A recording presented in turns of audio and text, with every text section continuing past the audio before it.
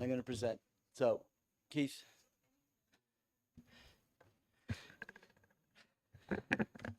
This is 249.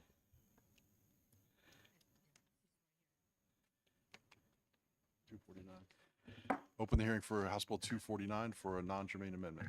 Great. I'm Representative Hunt, representing Ringe. So what we have here is we had a little mix-up, and I would say this is one of those Murphy's Law. When things can go wrong, it's amazing how it just goes wrong again. And the exact same problem occurred the first time happens the second time. So, unfortunately, you don't have this amendment yet. Where it turns out I was the only one who got it last night. I didn't think that it was going to happen, but I'm going to tell you what it is, and then we can obviously take it up in subcommittee, which we were going to do this afternoon.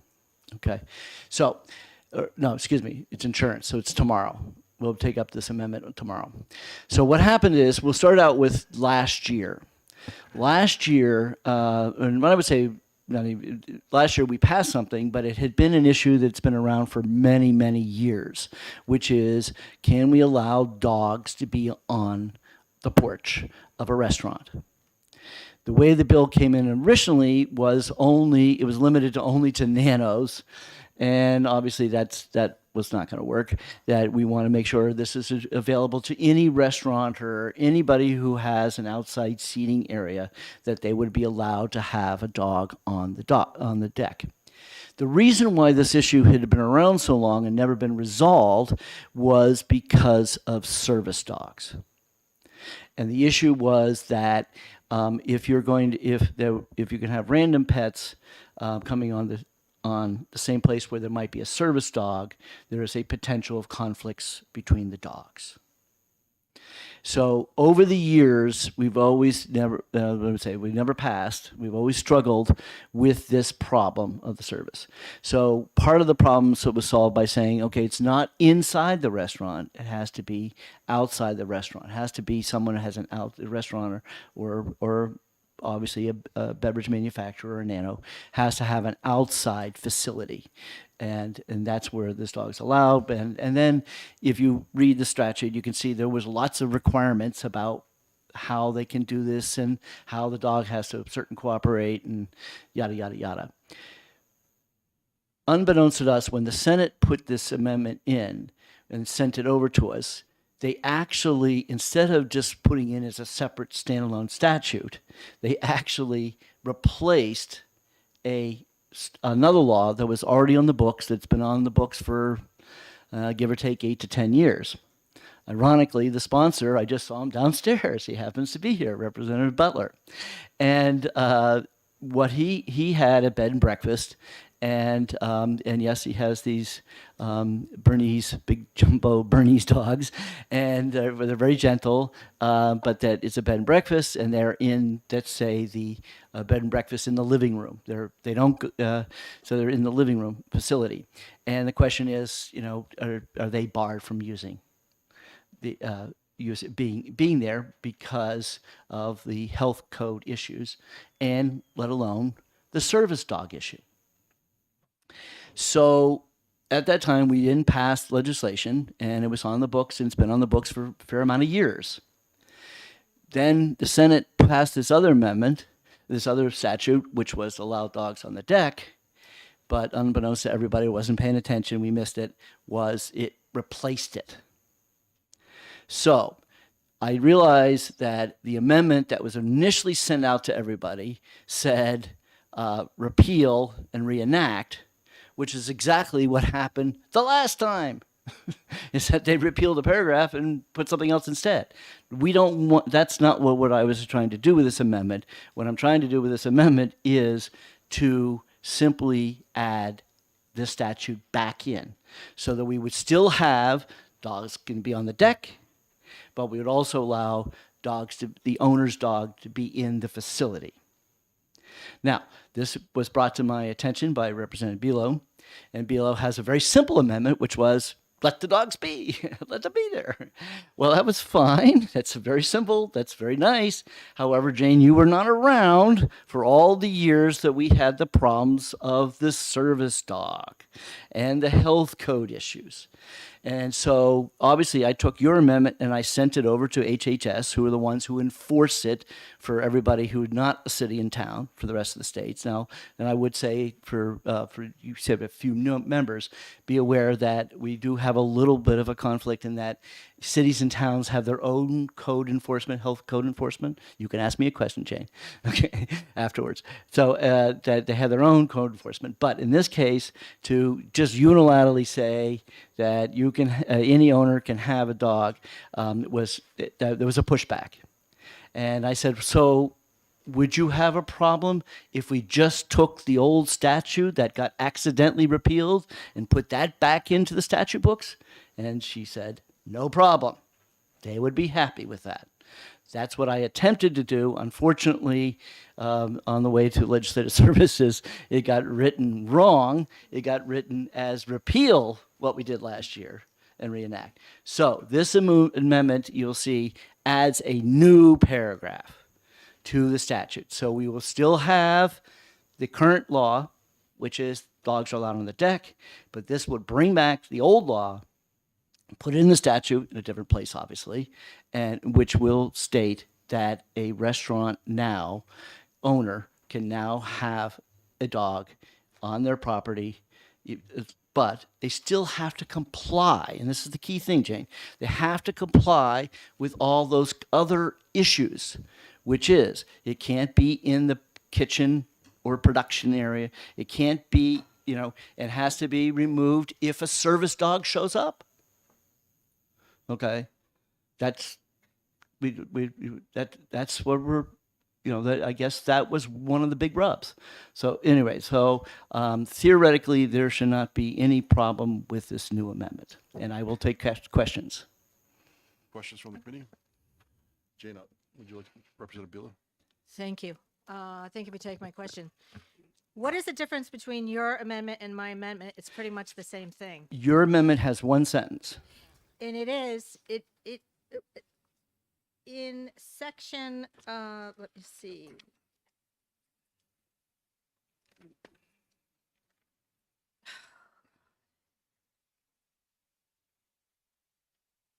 It is already in the bill that was passed last year, the second section that you put in. What I have is the first sentence, and the other sentences that are there, the next sentence, is already in the bill that was not repealed. Okay, so again, in terms of looking at the two amendments, the one that was sent out last week versus the one that you just got just now. Yep.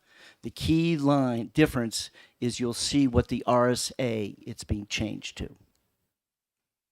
You have to look above the paragraph and look at the RSA change. Yeah, it's 466:44. Colon, Roman numeral. 2. Okay. And what's the other one say? 3. Not yours. The other I- one that was under my name. It leaves 2 alone. I don't know. I'm so confused. I'm So so confused. it leaves Roman numeral two alone and adds Roman numeral 3. So Exactly. Right. Thank you, Mr. Chairman. any other questions? Representative Spear. Talk to the mic. Turn your Make mic sure the on, mic's please. on. I just have a very simple question with all the words flying around. Yeah. If we're in a restaurant and we're eating, no dogs, right? Except for service Inside the dogs. restaurant, Except for service dogs. this legislation would allow that service dogs would be there.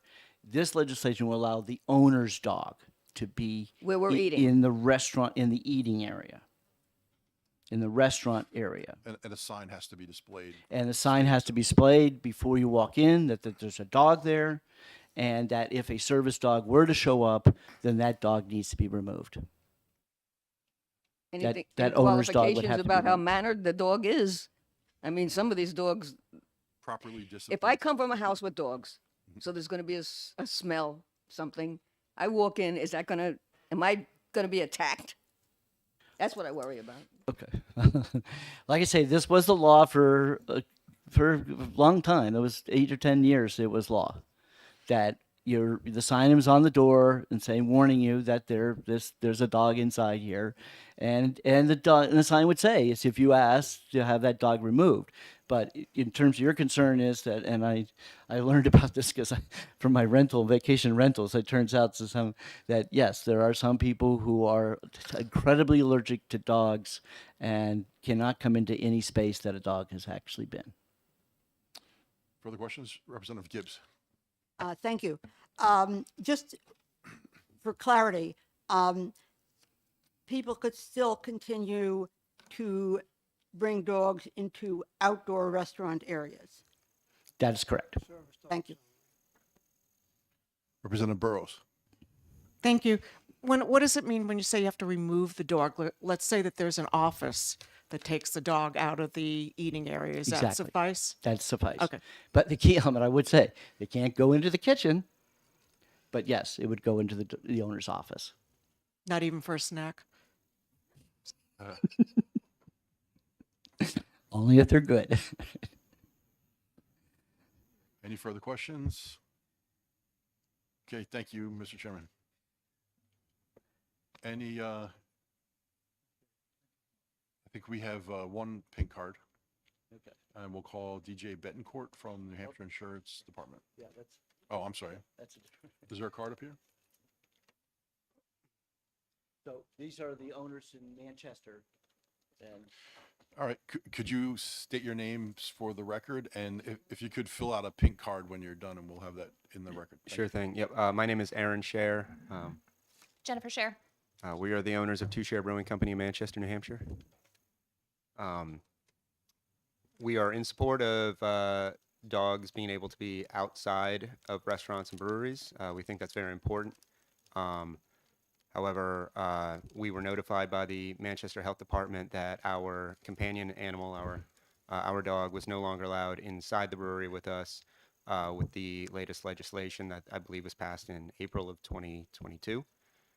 So we would like to be able to bring our dog back into the brewery. She is integral to our company, to our brand. Our customers love her. She is the face of our brand, and right now our mascot is not allowed in the brewery. So it's a little frustrating. Very good. Do you have anything to add? Yeah, I mean, we adopted Blue 3 years ago, knowing she was a rescue dog and that we would be able to have her with us. And so I don't think we probably would have adopted her if we had known that we would have to leave her home alone. We are at the brewery a lot. It is our full-time jobs. And so it has definitely had an impact on our customers, on us, on our business, and on Blue. Very good. All right, questions from the committee? Representative Burrows. Just a quick question. Same question I asked Representative Chairman on before. If a service dog came in, I presume you have a place you could put the dog in an office or something? Yep, she has a Yeah. crate in a separate room Okay. that we would put her in. Perfect. Thanks. Representative Bilio. Yeah, thank you. Thanks for participating in democracy, and good luck. Thank you. Would you believe? All right, seeing no further questions, thank you very much for your Thank testimony. you. And then we do have one last pink card, DJ Betancourt from New Hampshire Insurance Department.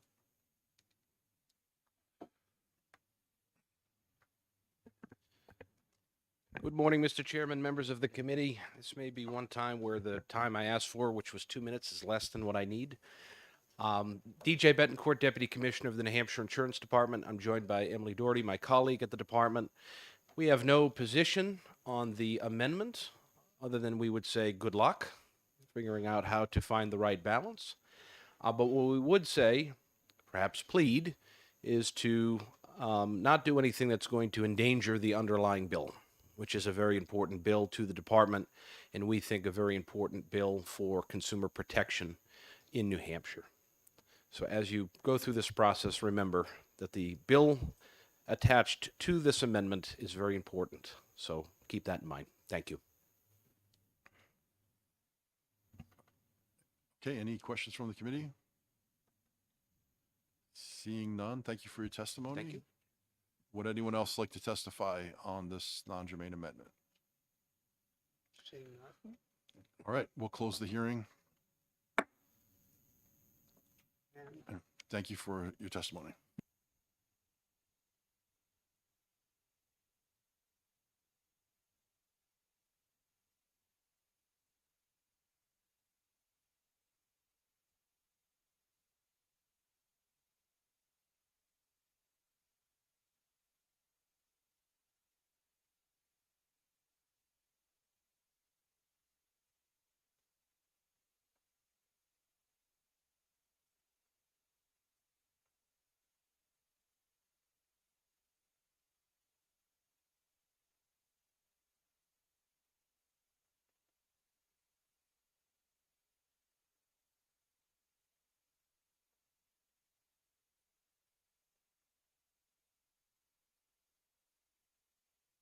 All right, so it's past 10, I assume? What's the clock? Oh, yeah, okay.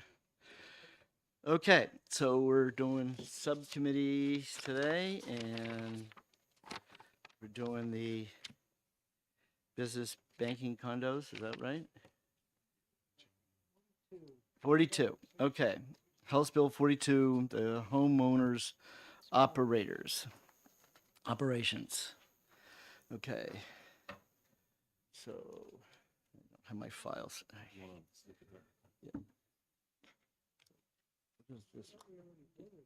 Okay, so did we actually, it turns out that I put bills in here we actually took action on. Did we already take action on this one? Yeah. Okay, all right, great. Okay, so we actually execed it already? Then what the heck okay. Well, what happened is that I was working from the committee reports, so evidently the report didn't get filed, so it said, it didn't tell me. Okay, so that was ought to pass. Okay. And the vote was? And now it's in the record. See, that's good now. Okay, 19 zip. Okay. All right, so we're all set with 42. Okay, next one is 239.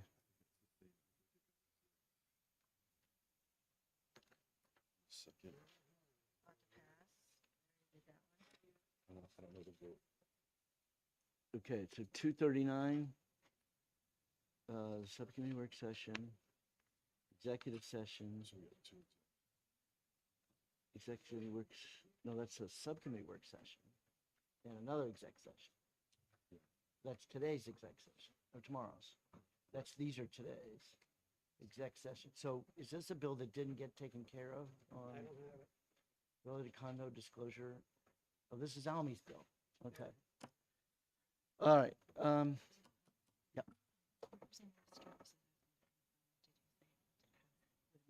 Ought to pass. No, it didn't have any amendment, right? 42? Did 42 have an amendment? Oh, you had an amendment. Yes.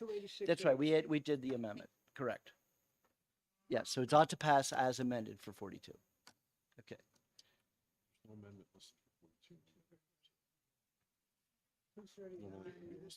Right.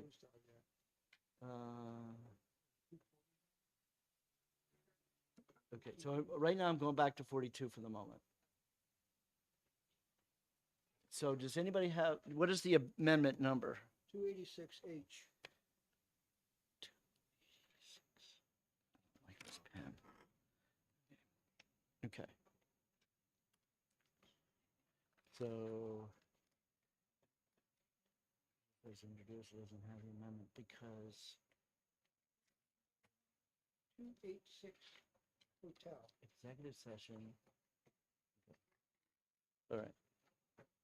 All right, so I will make sure that that amendment is properly recorded, and if not, then we'll take it up tomorrow, but hopefully that's properly recorded. Okay. All right, so the condo financial disclosure, my memory was that this bill as written was impossible to enforce.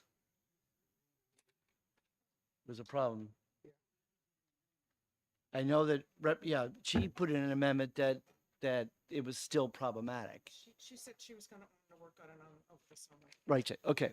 All right. So Representative Burrows, seconded by Representative Ammon, moves to retain 239. Okay. So the subcommittee, let's what this is today. The subcommittee is Ammon, Cole, Thaxton, Hunt. Oops, you're not on this one. Sorry. So Representative McAleer moves to retain. And Herbert, Pillett, and Spear. Okay, does everybody know who's on this committee? And Cole is here. He's back.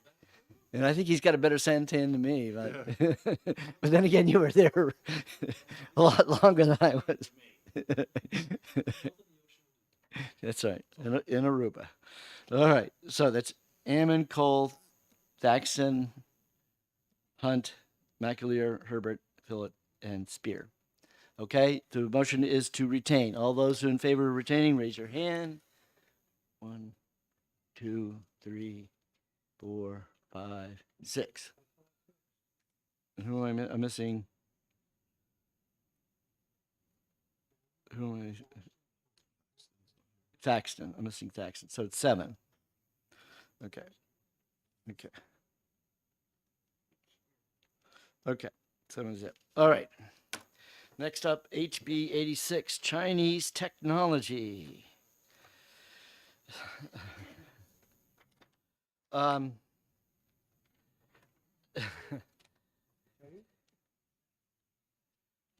Representative Royce. Right. Okay, so this is a bill that I would say, on the face of it, is potentially a 10-10 bill, a 10-10 bill. 10-10. In other words, it would be the committee. So, I guess I would start by saying, is there any Democrat who wants to pass this bill? Okay. Now, is there any Republican who wants to pass this bill? I don't know if the bill is quite ready, but I think there's merit to it. So there's an executive order from the governor that covers the executive branch. Correct. And this bill would add the other branches of the government. So to sort of be a mop up, right? Right. So, I think there's growing concern over how much China has a fusion economy. It's the military controls Yes. all of its industry. And so any products that we buy from China could potentially have backdoors that, give China an advantage. But it's a difficult thing to police. So, I mean, a microwave. Are there any microwaves still being made in the United States? so An old microwave is a dumb microwave, but new microwave is a smart microwave that's connected to the internet and then potentially could tell the Chinese are. what you're eating. So that's what I'm saying. I mean, unfortunately, the Chinese economy is so embedded in our manufacturing that it's hard. How does the state? How would the state ever? I mean, you would need an exemption for that, I guess. So it'd have to be. You have to somehow narrow it. I don't know what the governor did in his order. That how did the governor deal with the microwave? Does anybody know? Representative Field, do you have a comment? The definition of owned in the bill is too ambiguous to be able to legislate. What does owned mean? Does owned mean a 1% stake in a company such that a publicly owned company that is traded on the NYSE that has one share that is owned by China or the People's Republic of China is now an owned company? Because of that reason, it's inexpedient to legislate because the definition of owned is nebulous. And I also think that there's potential supremacy clause issues in this as well, that foreign relations is exclusively reserved to the federal government, and this potentially treads upon the federal government's right to engage in foreign relations. Because it engages in a supremacy clause issue that is reserved to the federal government, we should also find it inexpedient to legislate. Fair enough. Representative Walsh, did you have your hand up? You asked what the governor did. I think it was specifically about TikTok. It wasn't about manufacturing. It was specifically for TikTok, I believe, wasn't it? Yeah, we had, right? You want to read it? Well, it looks too long to read. Give us the highlight.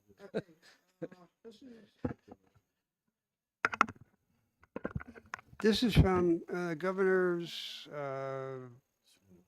Sununu. Don't have the date, but anyway. Now therefore, Christopher Sununu, I do, okay, to preserve the safety, security, and privacy of the citizens of New Hampshire, products from the following vendors will not be used in or connected to any state network or installed on any state-issued device, including but not limited to desktops, laptops, and tablets, and mobile phones across the executive branch. Huawei Technologies, ZTE, Hytera, Hangzhou Hikvision, Dahua, Tencent Holdings, including Tencent, QQ Wallet, and WeChat, Alibaba products, but not limited to Alipay, and TikTok. The Department of Information Technology and other exemptions entities, as applicable, within 30 days, develop and implement a plan to remove any referenced hardware products from the networks, remove any referenced software products from the networks, implement measures to prevent installation of referenced hardware and software, implement network-based restrictions to prevent the use of, access to, or prohibited servers, and included risks associated with these technologies into the statewide cybersecurity and awareness training program. Chief Information Security Officer will continually monitor and update list, etc. Okay. So I guess that solves the microwave problem because they narrowly used doing computer technology. So, John- Keith. I'd like to make a motion to retain. Okay. Okay. I think retaining is fine. John, can I ask a question? Yes, Representative Spear. Chairman, can I ask a question? I'm sorry. No, you. This is. This is our own internal- subcommittee. okay. We're work session. Sorry. The DOD has spent a fortune, and I've worked in this kind of stuff, figuring out what they can allow on their networks and in their equipment. They do not ban products per se. They ban chips. Right. If the product does not have specific chips in it, and they list those chips, they tell you what they are, then you can't have it anywhere in a DOD product. That doesn't mean you can't have it in your house. I think that broadly banning whole products without looking at see what it's in, what's in them, and what they're used for, is doing a disservice to our state. I agree, and that's why we should retain this bill. Okay.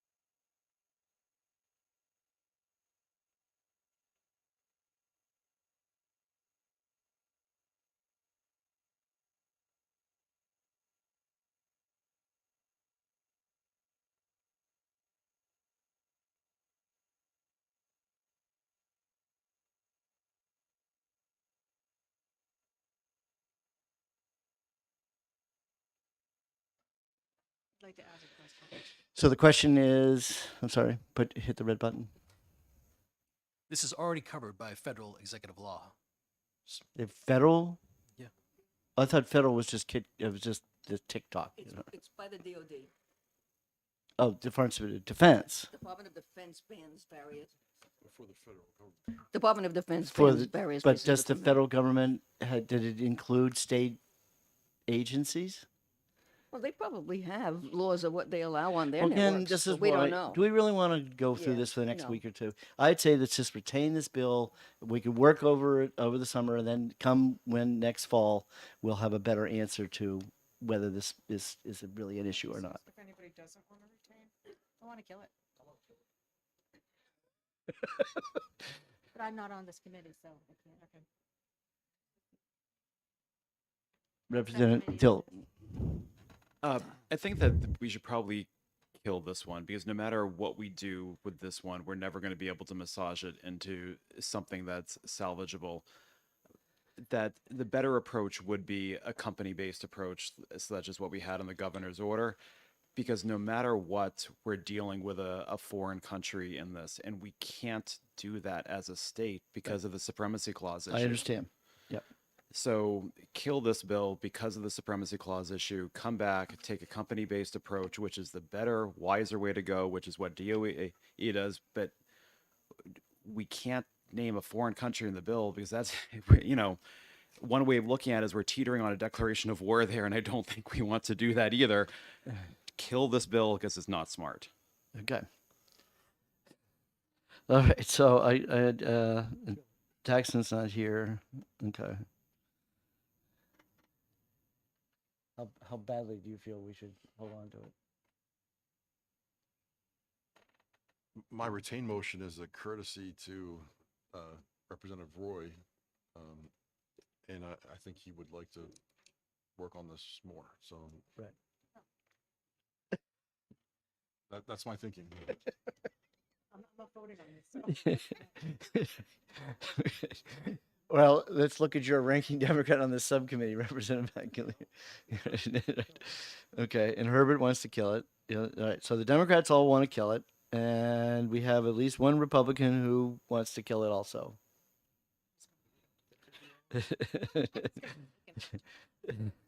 And Representative Thaxton is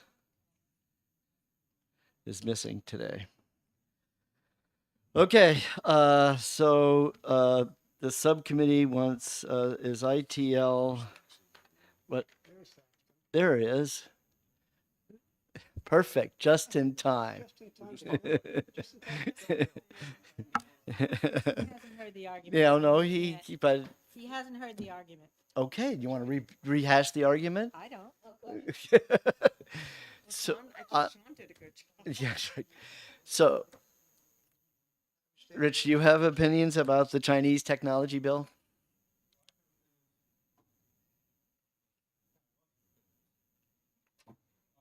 You have to turn the mic on and I do none that I want to share right at the moment.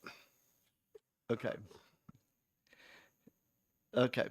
Well, all right. So, all those in favor of retaining, because that's the initial motion, retaining HB 86, raise your hand.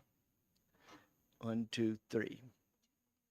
This is the banking condo bill, business banking condo. Okay. Wait.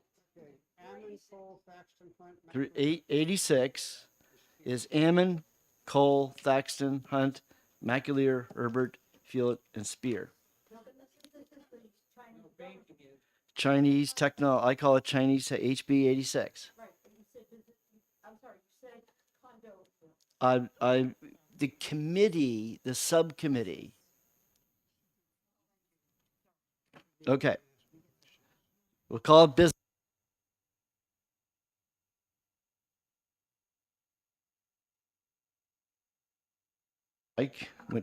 My mic went pink.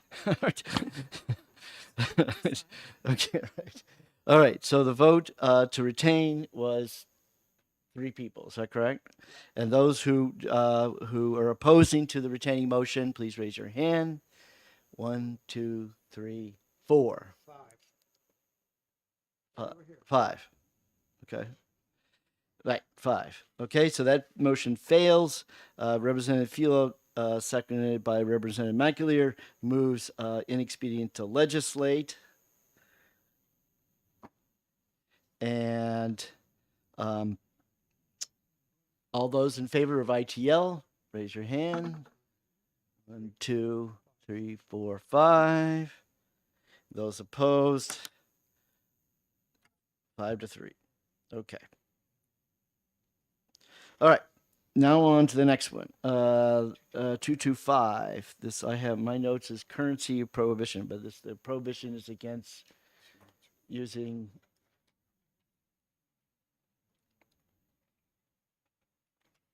This is a central bank digital currency. Yeah.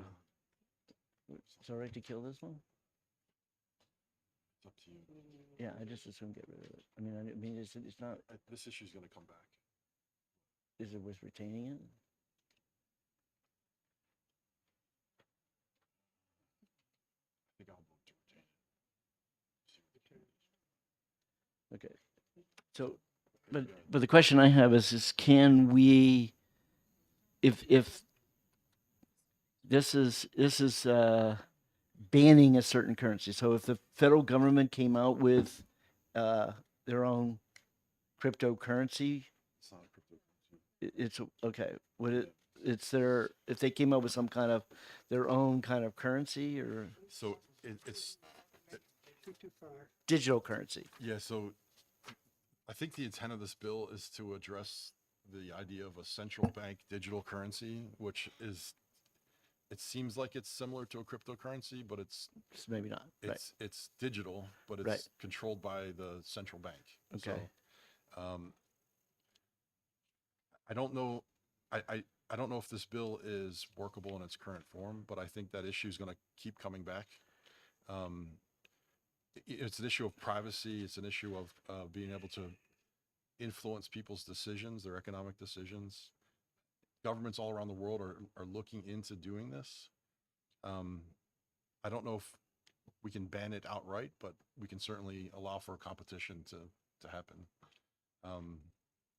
It's definitely an issue that this committee should get up to speed on. So it's worth it just to keep it around so we can have a conversation about it or something or what? That would be my preference, but Okay. it's up to the committee. Representative Philip. Again, I think we're actually running into a supremacy clause issue here. We don't have the power to regulate currency. Well, but this case is We certainly don't have the power to dictate anything to the Federal Reserve.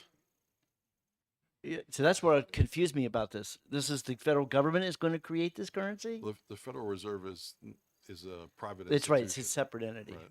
Right. But it's a partially owned entity by the federal government. I think we're running into a catch-22 here, but we certainly don't have the power to regulate currency, particularly if it's a currency that's minted by the U.S. government. And if we're talking about Bitcoin here, which This is not talking about Bitcoin. This it's is not, this it's not is a, those it's FD not a currency. This is not has nothing to do with Bitcoin. This is not. That's Well, why I it think can't the- be I think the because intent of the bill Bitcoin's here not a is- currency. Yeah, so I it think the can't be intent of the bill Bitcoin. here is to try to go after cryptos, which themselves are not currency. They're Blockchain. Let's call it No, no, no, blockchain. yeah. They were saying the Please, digital would be It may blockchain or may not potentially. end up being blockchain. but it, That has whatever not been whatever determined. currencies they're going after here, we don't have the power to regulate So the currency. currency doesn't exist yet. What this is addressing. Yeah. But governments all around the world are talking about this issue. A central bank digital currency it's not Right. probably not blockchain. It's But we probably don't have the centralized. we don't have the power to regulate currency. I would what We regulate? you What, know what if powers does the state have?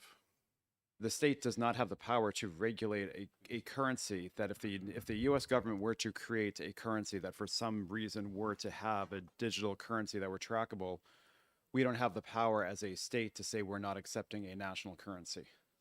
So I disagree.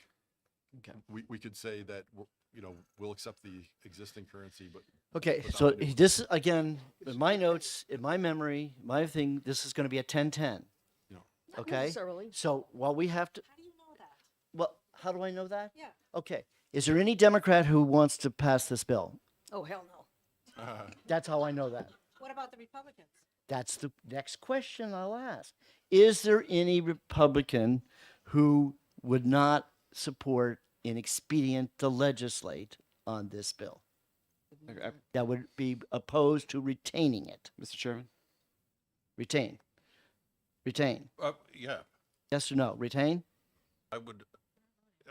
We yeah, are retain. doing Yeah. this is a subcommittee. This is a straw poll, and we're getting a feeling of the subcommittee. This is one that I would actually like to retain because of the open question of law of what power does the state have over a currency. I think it might be something interesting to ask DOJ as to, or at least DOJ, actually an advisory opinion would be really interesting. Do we have any power over currency? I think this is I agree with Representative Ammons, what he said earlier. It's not clear that we don't have some abilities here, and this is an issue that's going to keep coming back to us and coming back to us. I mean, money and banking is a big part of my world and part of my experience in education. And I think that if we don't keep this around in some form, we're just going to have to deal with. We're going to need to learn to deal with this in the next 4 or 5 years. So it's, we can get rid of it today, but it's coming back. So might as well keep it. Okay, Representative Spear. I did a calculation and I figured out how much money comes into the state from the federal government. And that includes 30% of the entire revenue that comes into the state comes from federal grants. The total, in my estimation, based on Medicare, Medicaid, salaries and everything else, comes out to $8.28 billion a year. So before we think about even thinking about doing something to some currency coming from the federal government, we are going to wipe out this state if we try to do anything like that. It's $8.28 billion a year coming from the federal government. And we have no indication that they intend to generate a currency that's even going to do any of this. Fair enough. Okay. So, Representative Gibbs, I appreciate that you would like to enter in, but we will be taking this up in the exec session, and then I would ask you to hold your comments to then, because right now we have the subcommittee, and I do have a sense that the subcommittee is willing to retain this bill. Okay. Representative Gibbs, what would you like to say? I just wanted to support Representative Filio that I think we're treading on the edge of the supremacy clause here, and that can be a serious legal problem. And also, Representative Spear, that we're treading seriously on doing serious damage to both the state and the citizens of New Hampshire. And we need to be really careful about those things. Thank Fair you. enough. Okay. So, Representative Ammon, seconded by Representative Cole, moves to retain House Bill 225. Those are the members of the subcommittee who are in support of that motion. Please raise your hand. 1, 2, 3, 4, To retain it? 5. To retain. All right, fine. 6. Those opposed? 1, 2. Okay, 6-2. All right, moving right along. Financial H Bill 227. I'm calling this financial discrimination. Good point. This is the ESG bill. Okay. Very good. Yeah.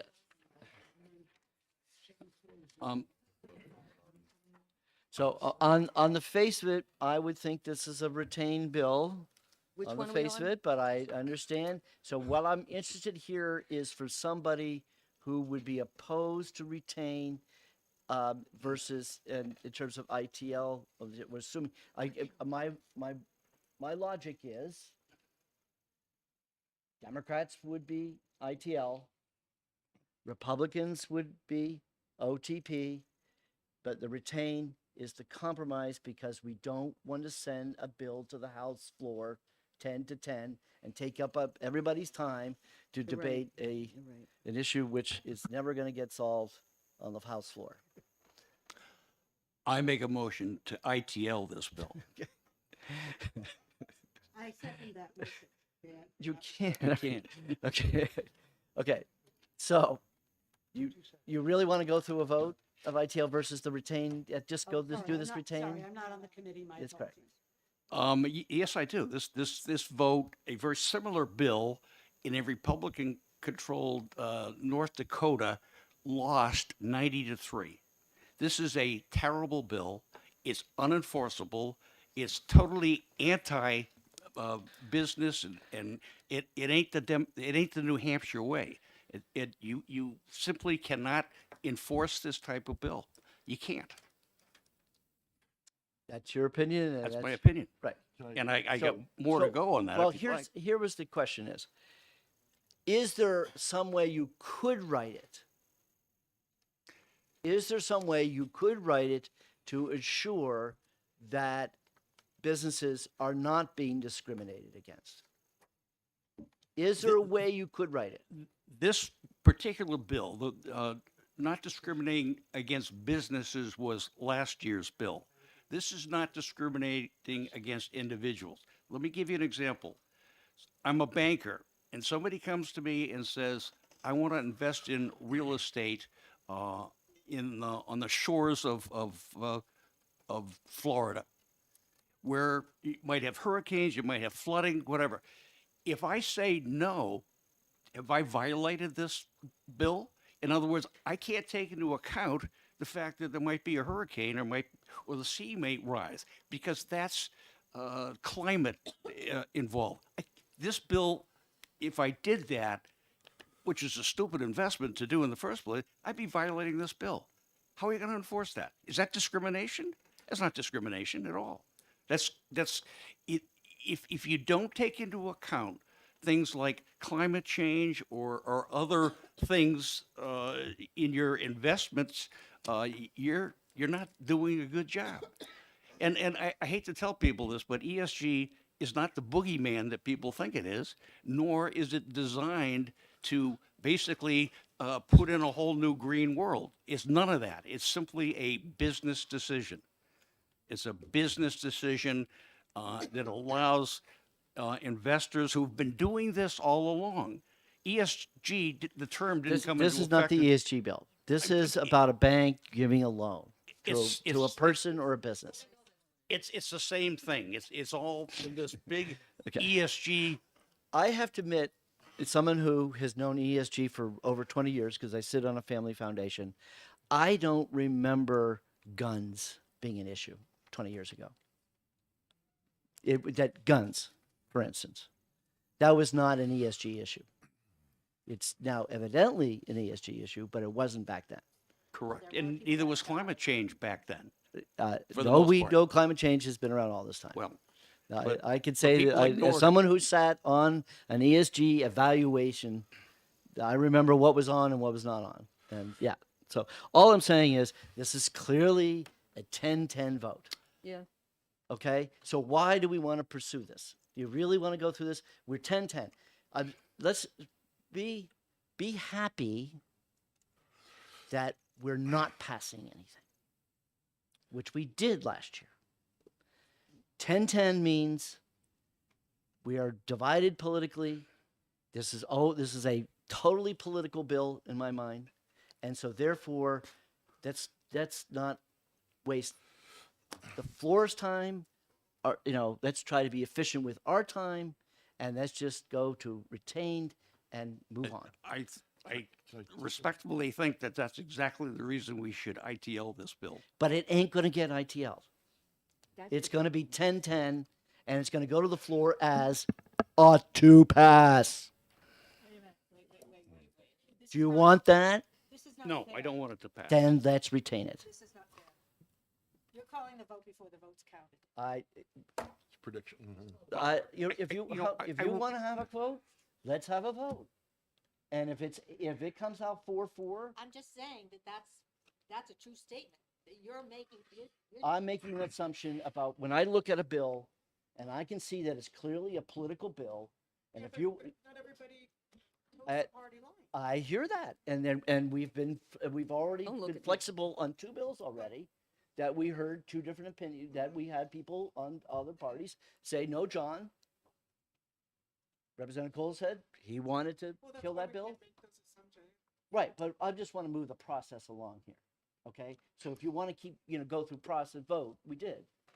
We can go through a vote. So Representative McAleer, second it. That's what I'm saying. You want to make a vote? We'll make a vote. Representative McAleer, second by Representative Herbert, moves inexpedient to legislate. Representative Fulott is recognized to speak to the motion. I'm not sure if we had a motion yet. I but just made we one. did. Okay, thank you. Representative McAleer, second by Representative Herbert, moves Was- inexpedient to legislate. I guess I have 2 points here. First is that we are a very divided house, that we are 201 to 190X, which means that the people of the state in their wisdom have said that we are going to be coming out with very closely divided votes, and that we have had a number of bills that have already come to the House floor as 10-10s with no committee recommendation. That we haven't had many bills that have come out of this committee yet, but it's inevitable that we're going to have 10-10s out of this committee. It's okay. We're a closely divided house, and the people of the state said that's what they want. it's fine. Now, with regards to this bill, I just have a question for those who are in support of it. How is this not a violation of the free speech clause, given that the U.S. Supreme Court has said that spending is speech? That is what the Supreme Court has said. How is telling a financial institution that they have to spend in a particular manner not a violation of something that the U.S. Supreme Court has unequivocally said is speech? How is this not a violation of the free speech clause? So I'm be frank, and I thought we got over this, but well, I'll reaffirm what I believe. Okay, and that yes, we are closely divided house. Yes, this committee is 10-10, and I think that we will do a disservice to the House and to everyone if we get into a political debate on every one of these clearly political bills. And I feel that the best thing for this committee to do is pass those things which the vast majority of, because we know there's some bills that we're never going to have everybody is going to agree to. But if the vast majority of us can agree on an issue and have that bill come out of committee and go on the consent calendar or go on the regular calendar, then I think we're doing the House a favor, and I think we're doing our constituents what they really want. I don't think they want us to get bogged down on political debates and political issues. They just want us to do the people's business, get things done, do them right, and you get political bills, which clearly you Democrats might not like. And believe you me, when we get to tomorrow, there's a bunch of bills that we Republicans don't like. So the best thing to do is, if it's going to be political, is for us not to pass it. And that's to retain it. We'll have this discussion again in November when it has to go to the floor again. But I am urging everyone to consider this John Hunt rule. I'll call it what it is, Jane. The John Hunt rule. That is, Are you dictating? I am absolutely a chair that can actually, You're dictating. if you want to call it dictating, that's fine. You can say you're opposed to the John Hunt rule. The John Hunt rule should be that we want bills. We don't want to send anything 10-10. We want what comes out of this committee is uniformly, overwhelmingly in support of it. And if it doesn't have that uniformity, if it doesn't, we don't want a floor debate over some nuance of something that just takes up a lot of time. It really is not helpful to anybody, because all it does is get everybody to do their political positioning, and let's just pass good legislation that we all can agree on, or most of us can agree on, except maybe the marijuana bill. Just a So, question on what you just yes, said. Representative Spear. If we retain it and then we take it up in November, I guess the fall, right? Correct. If we retain it and we take it up in the fall, Yes. does it eventually have to go to the floor? It would go to the floor, and my recommendation would be interim study. Oh, so it could stay there forever It stays in committee. and it never has to get enacted. It never has to be debated Wait a on the minute. House floor, except if you want it. Somebody wants to saying fight that something. motion, right? But that's the John Hunt rule. That John Hunt, I'm asking. No, you can call it a rule. All right, I'm asking this as a favor, okay, rather than a ruling. Is that? And I've talked to you. It's not like you. This is the first time you've heard it. Maybe it's the first time you've heard it. I'm just saying, we still have to have the vote to make sure it's 10-10. That's all I'm saying to you. Right. Okay. You would rather have the 10. You want to see the 10-10 vote first. Maybe it's not 10-10. People, Well, that's the point of the subcommittee, is for us to weed that out. Let's see what people are doing. Okay. So we have a pending motion. Yeah, Representative Thaxton. I want to comment on the rule. I think it's a good rule because everything's political. I mean, this is the legislature. Wow. The point of this is it's a management decision. Let's get all this. This is what I'm hearing you say. There's a whole bunch of stuff here that we are never going to agree on. There's a whole bunch of stuff here that we might agree on. And there's a whole bunch of stuff that we clearly agree on. So if we take all the stuff we clearly agree on and move that out the door, then we can come back and work on the maybe stuff, and then we can come back to the never stuff. but you're doing this committee a favor because you're clearing the docket, and you're doing the legislative body across the street a favor because we can send them the stuff that everybody can act on and be in concert in. So I think it's a very good plan, a good way to manage the committee if you care. Thank you very much. I think it's well stated. Yes, Representative Ammon. Thank you. Just a little history. This is my recollection, but I think it's accurate. We passed a similar bill last year. The Senate turned it into a study committee.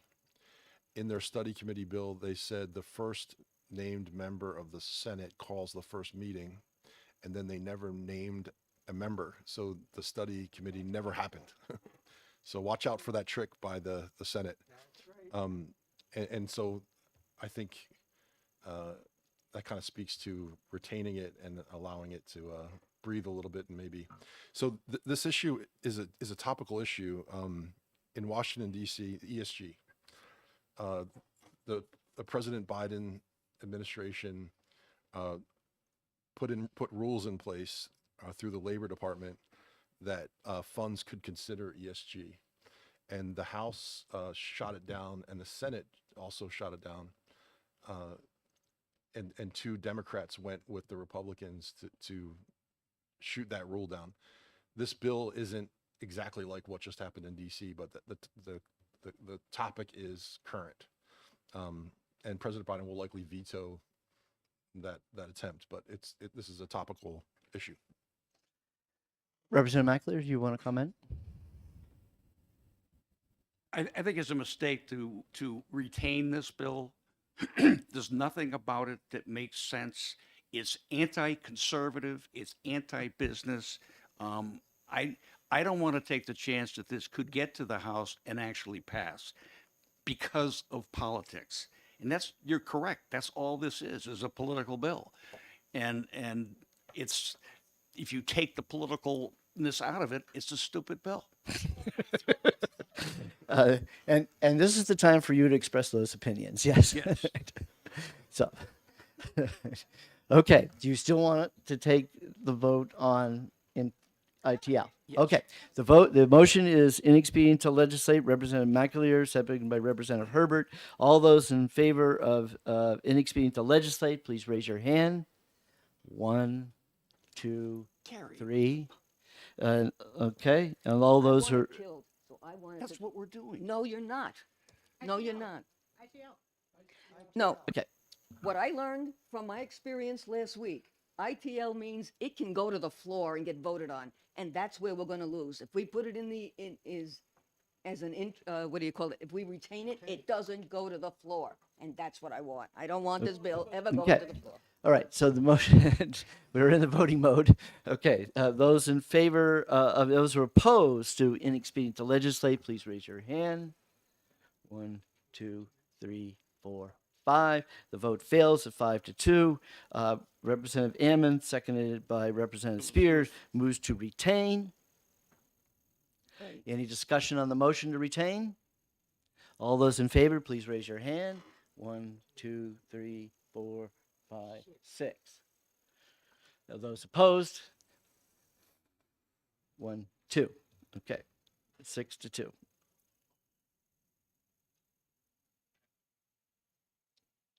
All right, 6:48. All right, so What was the 6:48? Commerce Committee has historically killed this bill every time. Well, actually, we haven't killed it. There have been a time, and I can even in this case where it was put in by a Republican, and she asked me to please don't kill it. Let me study on it, and we did some more study on it. We kept it around, but at the end of the day, this bill has never passed out of this committee. So, is there anybody? Now I'm going to ask for a consensus. So, is there anybody who would be opposed to ITL on this bill? That means it's going to go to the floor for a vote. It could potentially be unanimous out of this committee as ITL. Should be on consent. Well, there goes your theory. No, I'm saying that it's true. But in this case, the sponsor was a Republican. Oh, so then it's okay? No, I'm using that as a test of how political a bill is. Now I don't know what to do. But if you think we should retain it, who wants to retain it? Should I, If we're going to use Representative the Herbert, same- you really want to retain it? We'll put you in charge of the study committee. How have you voted on this bill over the years? Okay. Okay.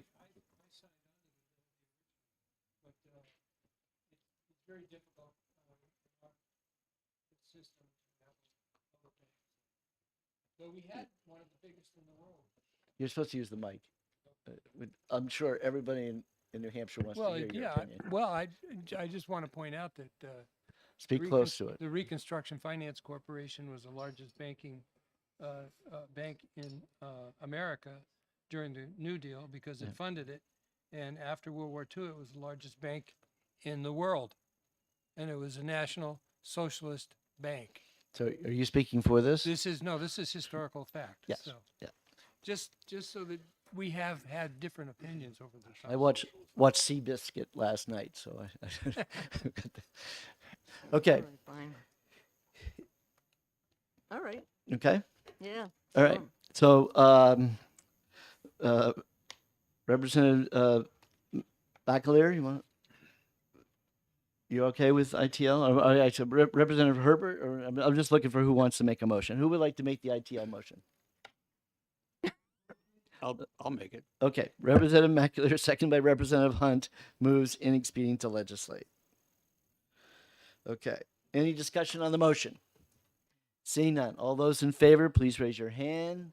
1, 2, 3, 4, 5, 6, 7. Okay, 6 to 1. Mr. Contrary. Okay.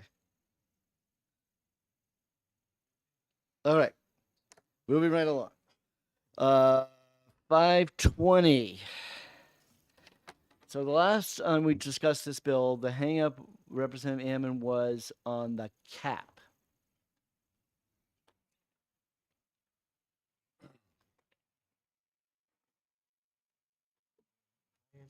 Target federal funds interest rate and range set by the federal open market minus the 1%. The name of it? Number. Oh, it's Okay, so 648. we had an amendment. Is that what No, happened? no, We no, had it's an not amendment 520, on this it's one. 520. Yeah, because I see the way I sponsored it. Oh. It was different. Can I write it Way it down? was introduced. So the. Okay. So okay. Do I have the amendment? Kristen, do we have the amendment on what's this bill number? 520. We have an amendment on the. I must. No, I understand. I would have taken it to legislative services. Do we ever do an amendment on 520? Okay. It's not listed here. What? Why did I feel like we had something? You gave us a handout. Okay. The language we heard. Okay. Yeah. Unfortunately, I left my paperwork upstairs, so so. All right. So some people have it, right? So we have. This is why we keep Patusek. This is why we keep Patusek around. Okay. All right. So what this did was it changed it. Foregoing, the deposit is not required to pay such interest at a rate in excess of 0.5% per year, and the depository bank shall not pay such interest at a rate less than 0.5% per year. Okay. And so you were not happy with the. So we're entering into a period of high interest rates, and we're capping it at 0.5% interest by statute. So currently, the banking department sets that interest rate. To me, that seems like an arbitrary number and difficult to explain to our constituents why we're, the lower range is probably the more accurate, which is 0.05%. I understand these accounts don't, are work for the bank, and that people shouldn't expect the savings rate, but I'm not comfortable with an arbitrary range in statute. That would be my objection. So this sentence, that notwithstanding the foregoing, the depository bank is not required to pay such interest at a rate in excess of 0.5%. So that means they have to pay, if we were back to the period where we had no interest, right, where we were negative, they still have to pay 0.5%? Is that what? That's the upper range. Which one's the upper range? And then, but the bank shall not interest rate is less than, right, 0.05. So there has to be some. Right. No, that's not the same. So there's a bottom. So there was a bottom of 0.05. So you're more apt to bump up against that than you would get bump up against. Yeah. So we're legislating almost 0%. Like near zero. right, which I just assume take out the thing altogether. Just let the market decide. don't have the top or bottom. Excuse me, Okay. is that in the amendment? Yeah. It's So not in the bill. amendment that was handed out. Oh, I didn't get that. Yeah, give me this. Yeah, I'm sure I sent it over to legislative, so probably sitting over in the in file over there. So What's wrong with the original bill where it says at a rate no lower than the highest target federal funds? well, interest the rate? problem with the original, if you were here for the hearing, the problem with the original bill is that it's a lot of work for the banking department to no avail at this point, but that they have to keep calculating it. So they were trying to simplify it was the issue. So you would be okay with having your rental deposit not earning any interest, and if we were being a okay. So for the parties in interest, if we removed both the floor and the cap, could you live with that? We could live with that. Okay. All right. So we will have amendment drawn up for next week, and which will have no floor or cap. Are you okay with that then? Yeah. But Okay. it would just be striking that language. No. Well, I mean, it would be back to whatever this new language is. Right? It'd be the. Go ahead. And introduce yourself, so some people might not know that you're the bank commissioner. Hi, my name's Amelia Galdieri. I'm the bank commissioner for the state of New Hampshire. So my recommendation, if that's what you want to do, is just to take the amendment and eliminate the last sentence. That Right. will eliminate the floor and the cap. The floor and the If cap. you go back to the other one, it'll change the rate altogether. That'll reignite everything. So Right, I but think- you want that. So the key, Chris, the key thing is that after the amendment, the original bill was put in that you and I sponsored, Right. that the parties were involved and negotiated this new system that is going to make everybody happy in terms of implementing the statute.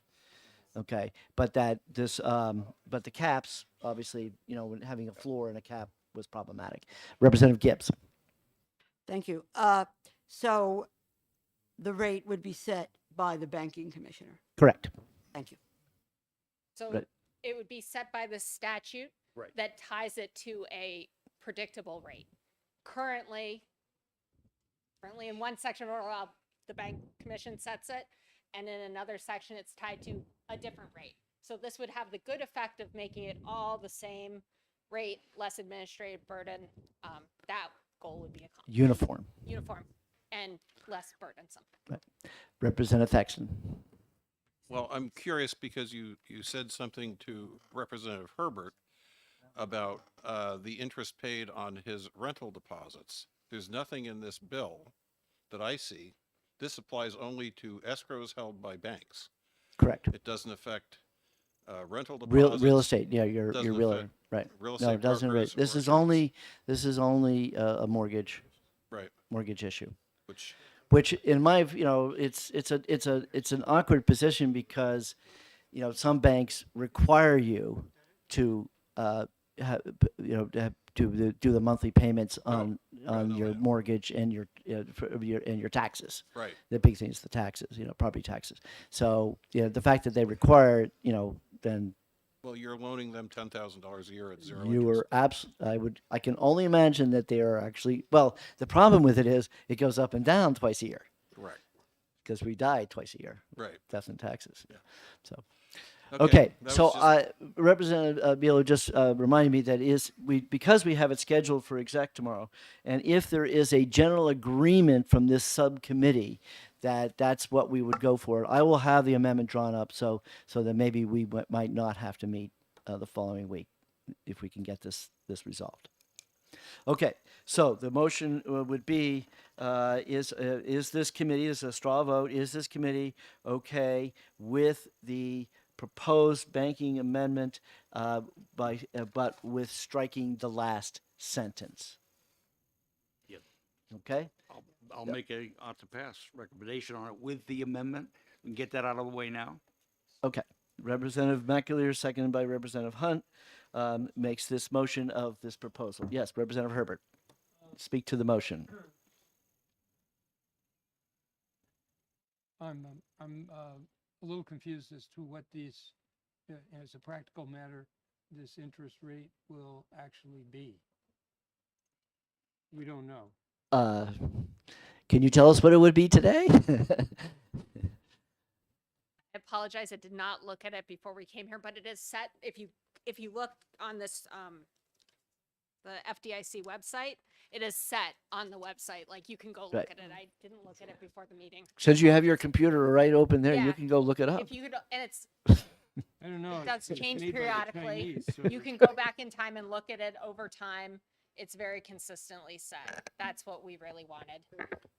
Good morning, all. Todd Wells, Chief Examiner with the department. I did a little research on this particular index. It's the national rates as set by the Federal Deposit Insurance Corporation. I looked back historically on their website to ascertain what the range of those rates were over the last several years. The data that I saw published went back to 2009.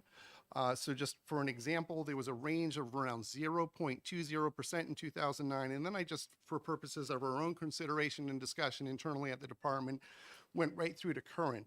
So when I looked at this maybe a month ago, in early 2023, the listed rate was a 0.33%.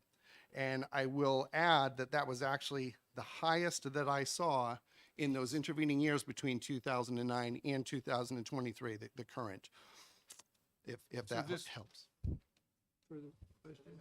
Further question may inquire. So the FDIC is your beacon as to what you're going to pay? It would be the index. Yeah, so the FDIC tracks, I believe they developed this index through monitoring what the industry as a whole is paying on deposit accounts.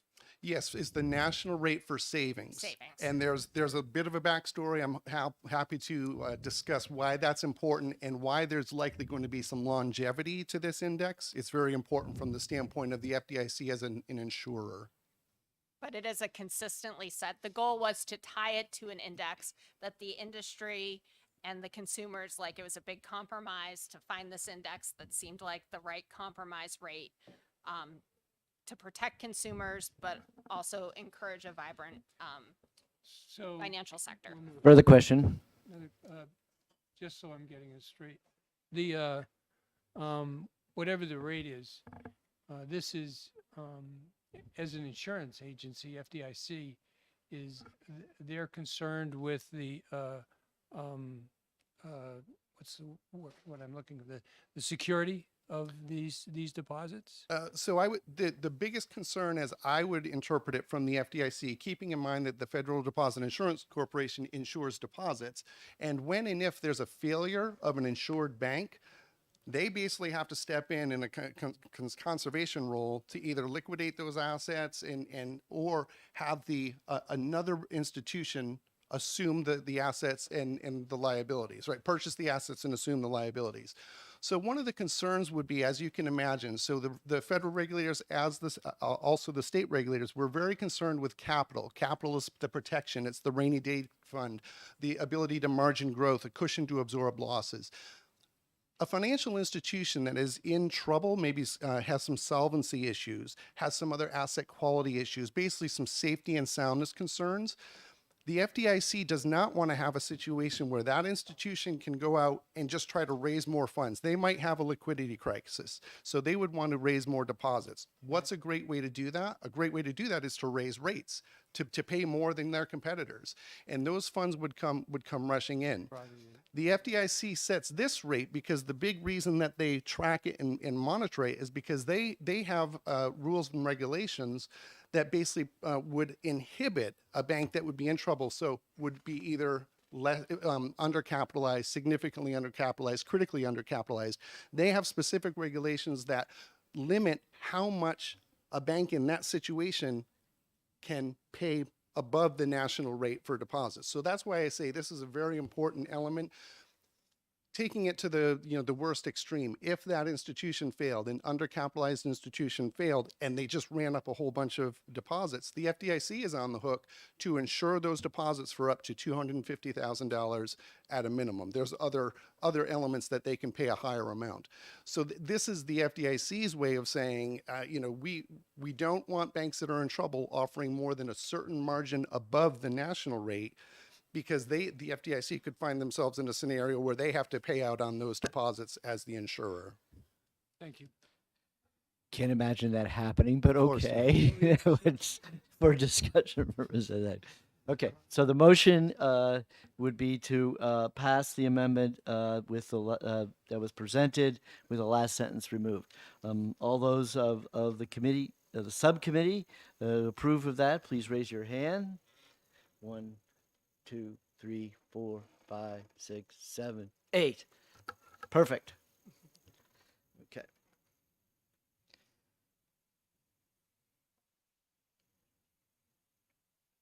Okay.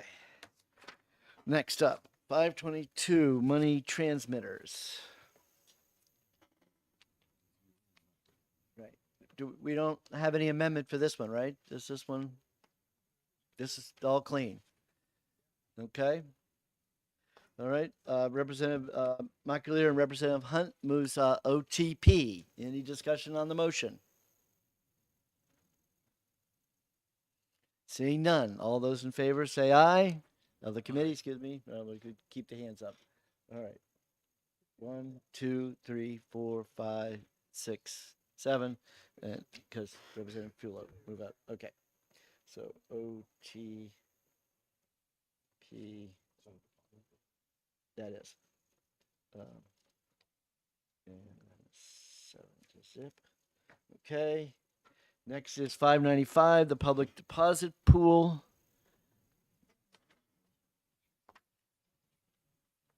Okay. This is, which one is this one? The 5, okay. And there's another. So we didn't have that drawn up, huh? Okay. I know. No. Okay. All right. So evidently on 595, which I assume nobody has a problem with to begin with, right? Speak now or forevermore hold your peace. Okay. That there was some need for an amendment. So if people have the bill in front of them, it would be down in Roman numeral 5. It would delete the second sentence. The cause for personal assistance.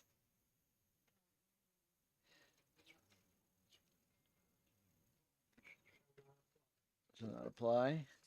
And then further down 6:47. Roman numeral 2, the advisory committee shall assist and advise the treasurer. There is no commissioner. Because that was the banking. Okay, so this, again, you'll remember, this is switching from the bank commissioner to the treasurer, and obviously legislative services missed this one.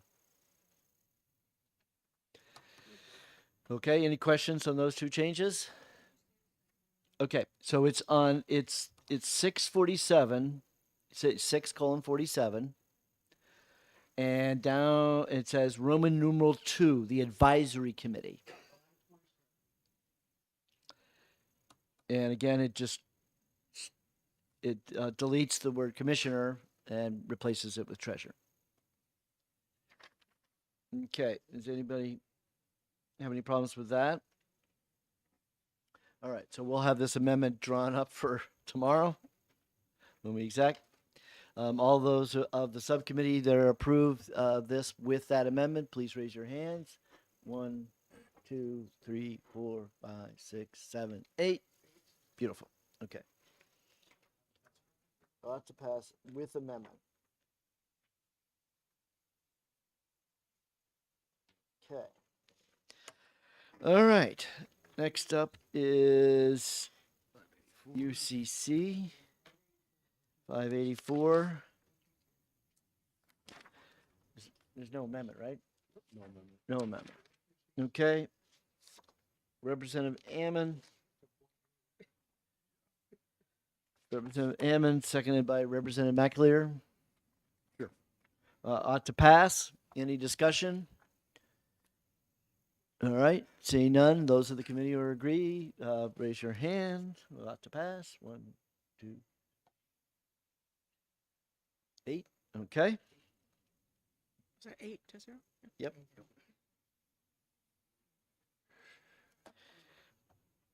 And next up, 645, decentralized organization.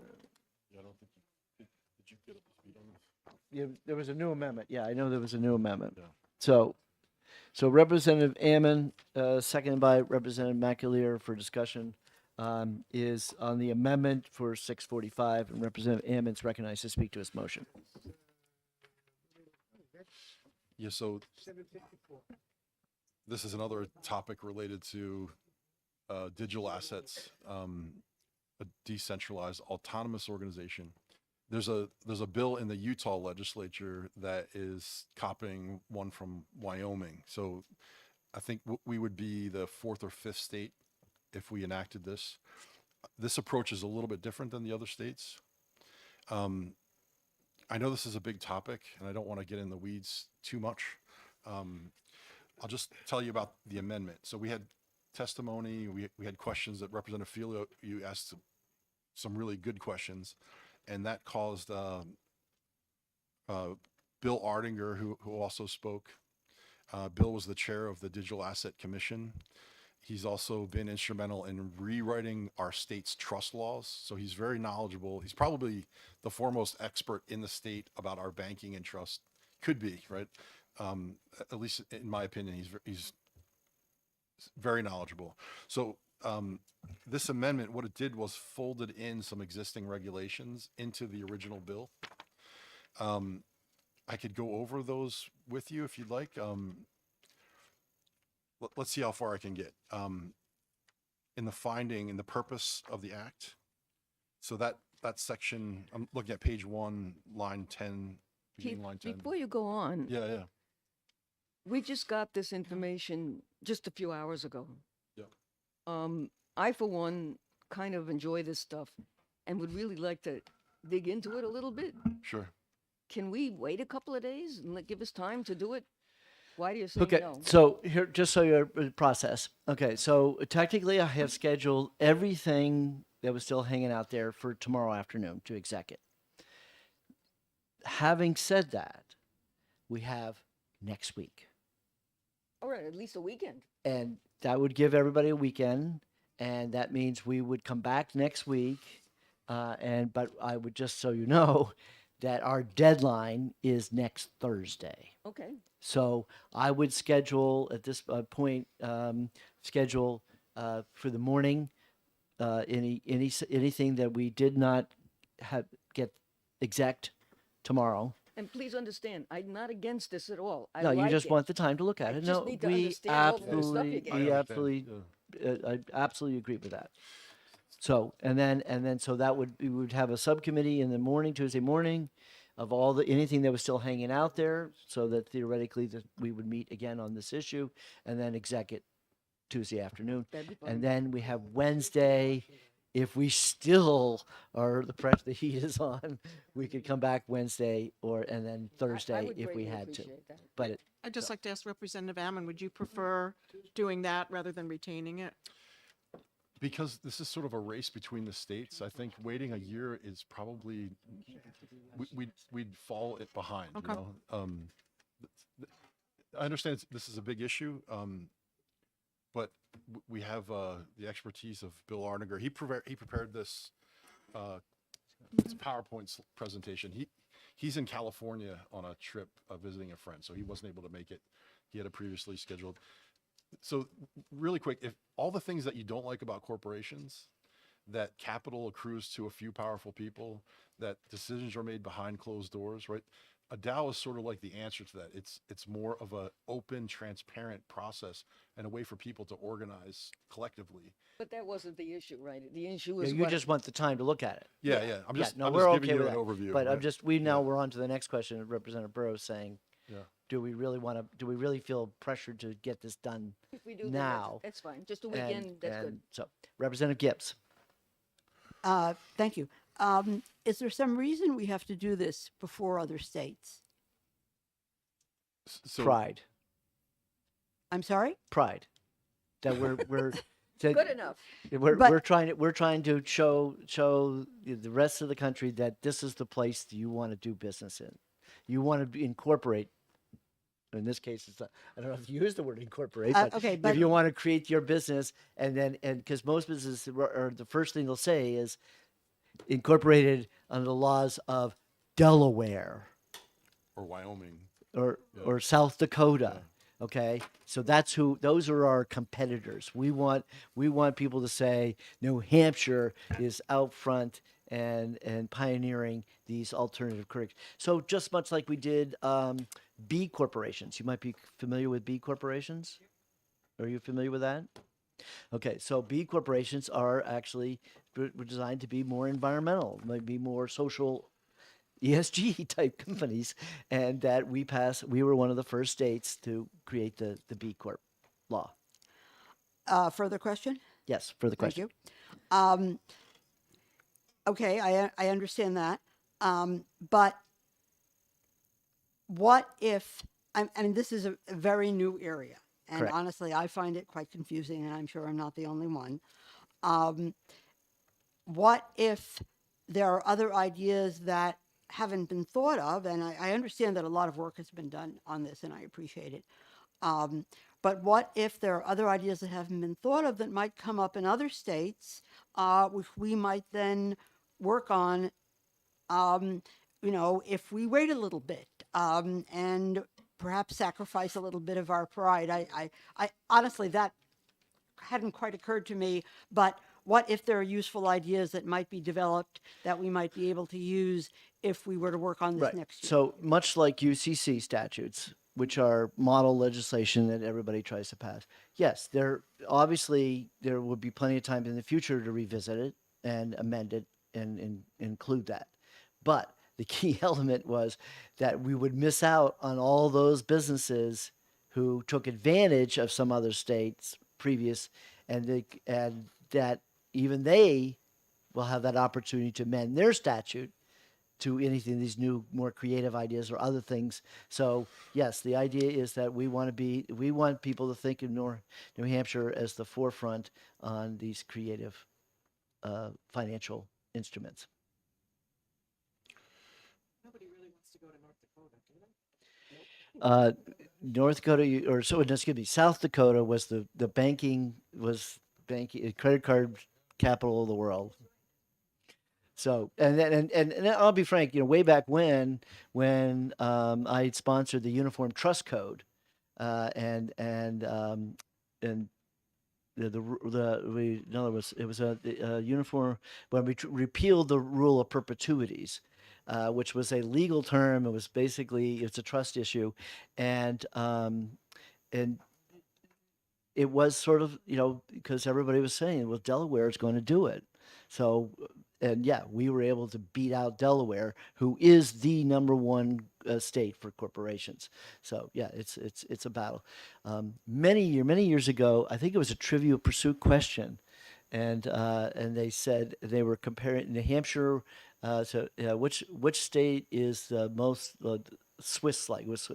Where was the Switzerland? And it was New Hampshire. And I go, huh? Our mountains are not that tall. but it was again, it's the idea of banking and trust and that kind of financial that we should be out in the forefront of that issue. Representative Philo has a question. Yes, Representative Philo. I commend Representative Dadman and Attorney Ardzinger on the revisions here, since it does address a lot of the concerns that were raised before. I don't think we're there yet, but I think we're getting closer to the finish line. My concern is trying to rush it through and having something that is not fully baked get into legislation. So my concern is trying to rush this through to a deadline and getting a product that we don't fully like. I wonder if there's some wisdom in retaining this, trying to put in an amendment that fully get us there and have a piece of legislation that actually fully gets the job done. Just as something that's occurring to me for the first time as I'm reading it through, what does it look like to pierce the corporate veil? And I'm using corporate just as a placeholder here, which is a major concern. How much do we borrow the common law of corporations and LLCs into this? These are things to think about. And how does the common law of LLCs and corporations, which we borrow back all the way into English common law, does that apply here, or are we creating a new common law? These are things to think about, and we need to continue to flesh out these ideas, and I don't think we do it in 7 days. Well, right. We don't have to, because it's going to go to the Senate. And Well, the Senate, Banking Committee will get Well, to I get to don't think we review do all it in that. 7 weeks. I think we take our time. We do it over the summer. Okay. And we get the input of the appropriate agencies here. And I think there's some wisdom as well of putting into the Secretary of State's office, just as we have every other entity, or at least talk more about why it is that we're putting it into a new entity. I just don't think we need to rush it for the sake of rushing it. Yeah, I would not say this was rushed, that this has been fairly vetted. I guess I can look to the department and see whether they feel like they've fully vetted it or not. But do we have a up or down in terms of this being fully vetted?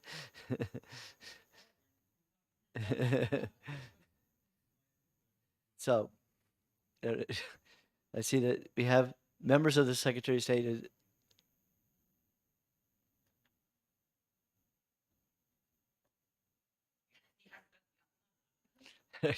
He has to get permission from his boss before he does something. Tom Conley for the Secretary of State's office with Deputy Secretary of State. All Aaron right, so Hennessy. just so you want to explain why you Yeah. understand the role of Secretary of State incorporated. Yeah. Okay, that's right. You're And we're speaking to Mr. Ardinger's amendment to 645. Is that Yes. the committee's been discussing? Okay, thank you. Yes, we have reviewed the amendment. Certainly, one of the things that I think is exciting about the bill, as you mentioned here, is that we're the first thinking outside the box of not doing what Wyoming is doing, but doing something that's unique, that's going to meet the needs of those who have found fault with the way that DAOs have been done there. We had a couple of concerns with the bill. Obviously, you mentioned interpreting earlier about the sense of pride. The fact that the bill would create a separate registry of businesses separate from the Secretary of State is of concern to us. I did not realize that was in here. That the bill is in terms of the filings would be done with the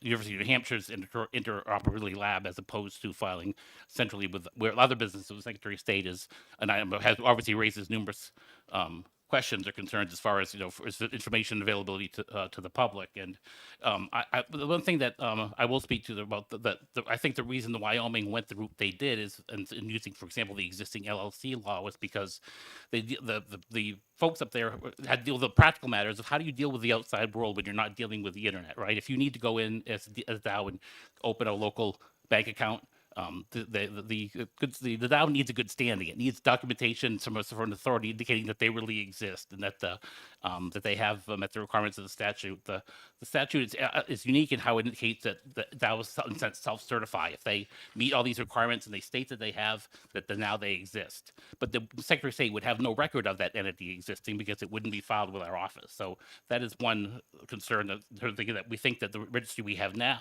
could easily be adapted to handle these types of filings. And to the extent that DAOs take advantage of blockchain technology. Certainly one of the issues in the Governor's Commission report was that the state government needs to start thinking about how we're going to operate and utilize blockchain technology. And certainly this would give us an opportunity as an agency to play a role in doing that. So I think that the concerns in the bill, in terms of our original concerns about issues like findability, if they aren't registered with the Secretary of State, does everyone going to know where they're going to be able to find information about this business? And likewise, if they don't meet the requirements of the statute, such as keeping a legal representative on record, is there any implications in terms of whether or not they remain remain in good standing? Okay. So it was the UNH oper. The interoperability lab at UNH would be the registry, would keep the registry according to the statute. And there's an issue that the governance tokens could be considered securities, and that putting it in the Secretary of State's office might cause a conflict of being able to weigh in. I'll phrase this in the form of a question. Would you believe? Yeah. So, do you see any conflict of the Secretary of State keeping the registry, but then also enforcing securities laws? So thank you for the question. No, I don't see any conflict with that. Our securities department already does that. All securities are required to be registered with that department, but there's also a physical separation of people who do investigations within that same department. They don't commingle within that department.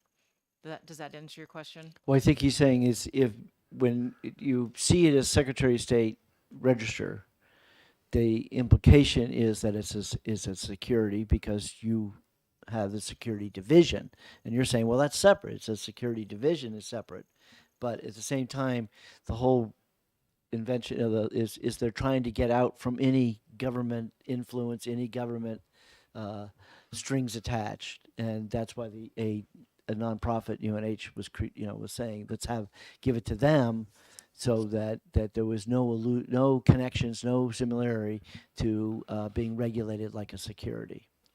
I don't know if this is a fair comparison, but for example, you form a corporation, you file with the Secretary of State. Those shares are securities. If you form an LLC, the membership interests of that LLC are also securities. So right now that coexists right now, in sense being that Bureau of Securities Regulation is a separate division, but the creation of those securities happened by filing a document with our office. Just one other. Okay, so go ahead, Keith. So there's an idea in the bill of an accreditation authority. It's the first definition. So UNH Interoperability Lab, that's what they do. They review code, and they have a whole suite of quality assurance tests that they use for networking equipment. And the idea was that they could also do quality assurance, because the filing is really, it's about the code that runs the DAO. It's the open source code, and that UNH would have the capacity to do some quality assurance on that code to make sure that the bylaws in plain English match up with the way the code's written. So do you see the Secretary of State's office having that capability in-house at some point in the future? And how do we bridge those two things? I think that's a great question. I don't know that was that actually in the amendment that they would perform that function, or that they would actually just be the registrar? No, they will develop a suite of tests. I have to search for it. But. Okay. So in other words, it's acting as the regulator to ensure that it really was, the code was open and was done the way which is much what the securities division does when it comes the to idea security. is maximum transparency for the public, right? So that they can see everything that's going on and know where to look for it. Right. No, I don't know that we would we would and again, it's up to the legislature to how you would define that, but either you would say that we would need to develop it in-house, or that we would be able to outsource it to this To the UNH. to UNH. I do want to add one thing to what Tom said, and also reiterate that I think it's great that New Hampshire is looking at this. It's going to be coming down, and there's going to be a lot of different uses from what everyone realizes is the crypto market now. And I think one of the big things that's going to be coming is for accounting purposes, just in general. One thing I do want to make sure that this bill or this amendment addresses, which I don't see in there now, is what the Governor's Commission had identified, is how much of decentralization is necessary to qualify just to register versus with UNH versus registering with the Secretary of State. It does mention in the amendment that a DAO can have off-chain assets, but it doesn't limit the percentage of assets that it can have. So does this create a different route for what would be traditionally be just a normal New Hampshire company to have a little bit of blockchain technology within their organization, and just register with UNH versus a traditional route? So it talks about operational and governmental decentralization. Can Khan come in here and speak at some point? Can what? Who do you, I mean, it's Who do you want? I have questions, Yeah. serious questions, Yeah. and I want answers. I'm not at all satisfied. So, okay. All right. I guess at this point, we're not going to go forward at this moment. But I still want to give a week to see if we can resolve these issues and make people more comfortable. So I assume having their blessing make you feel more comfortable? Representative Herbert, if Representative Ammon can work with the Fundamental question nobody has even talked about. Okay, and you might want to turn your mic on and tell us that. The DOA, I don't know if it's even, not dead on arrival, but DAO is a new form of corporate structure that is expressly designed to handle cryptocurrency. Is that not correct? I can answer that. Yes, you go ahead and answer that. So it's related to the technology that underpins cryptocurrency, but it's not necessarily, there's overlap, but it's not the same thing. So the technology that underpins cryptocurrency, which is distributed ledger technology, Right. allows for people to prove who they are and also interact with the system. And so a DAO is a way to allow people to vote on actions that govern, say a treasury. So think of it, the simplest form would be a bank account and My a question and a chat room. is cryptocurrency going to be involved in these transactions? The governance tokens would be based on blockchain technology. Tokens? Yeah. Tokens, Right. Tokens. not dollars. Not dollars. Okay, so Well, my point is that we have a monetary sovereign financial system that's based on the dollar, and it has always been one nation, one currency. So what disturbs me is that I get the sense, and I have a high BS meter, that I'm looking at a problem in the future where it's going to be a private, you're going to basically legitimize the crypto as a private asset, a private dollar that is separate from the dollar, and that breaks the monetary sovereign nation that we have. So it could dilute the dollar. It's not being, I know there's a digital banking dollar and all this kind of Chris, stuff. we But understand these things your are a problem. They're we foundational problems. understand your concerns with crypto technology. Okay, and they haven't been I'm assuaged. not sure you'll ever be happy, but we'll work on this. think of it in terms of gold. Gold is a private asset that has value that people trade, right? So Yeah, we don't do that anymore. well, people Okay. do.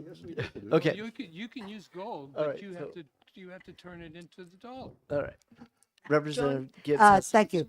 Okay, let me just see if I've understood this.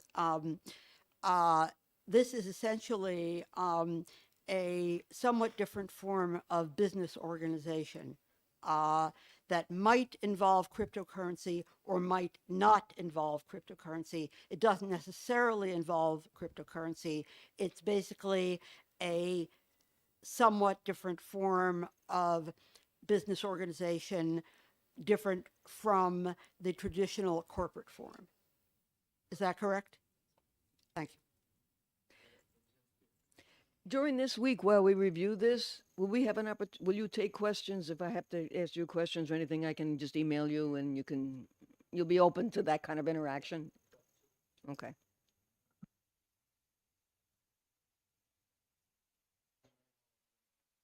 I've been disconnected. Okay, there I am. Okay. So the way I'm looking at it right at the moment is that Representative Field clearly demonstrated that he has some concerns. Representative Ammon and the Secretary of State's office will basically have a week to try to resolve these kind of issues.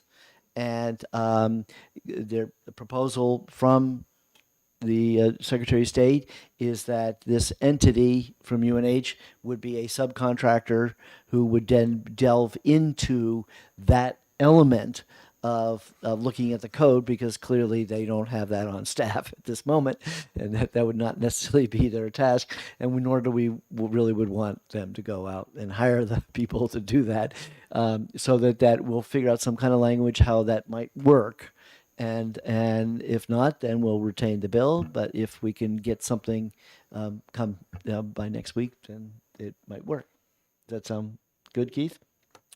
Yeah, that sounds good to me. I mean, we could study this till the cows come home, and then maybe miss out on an opportunity for our state. That would be my.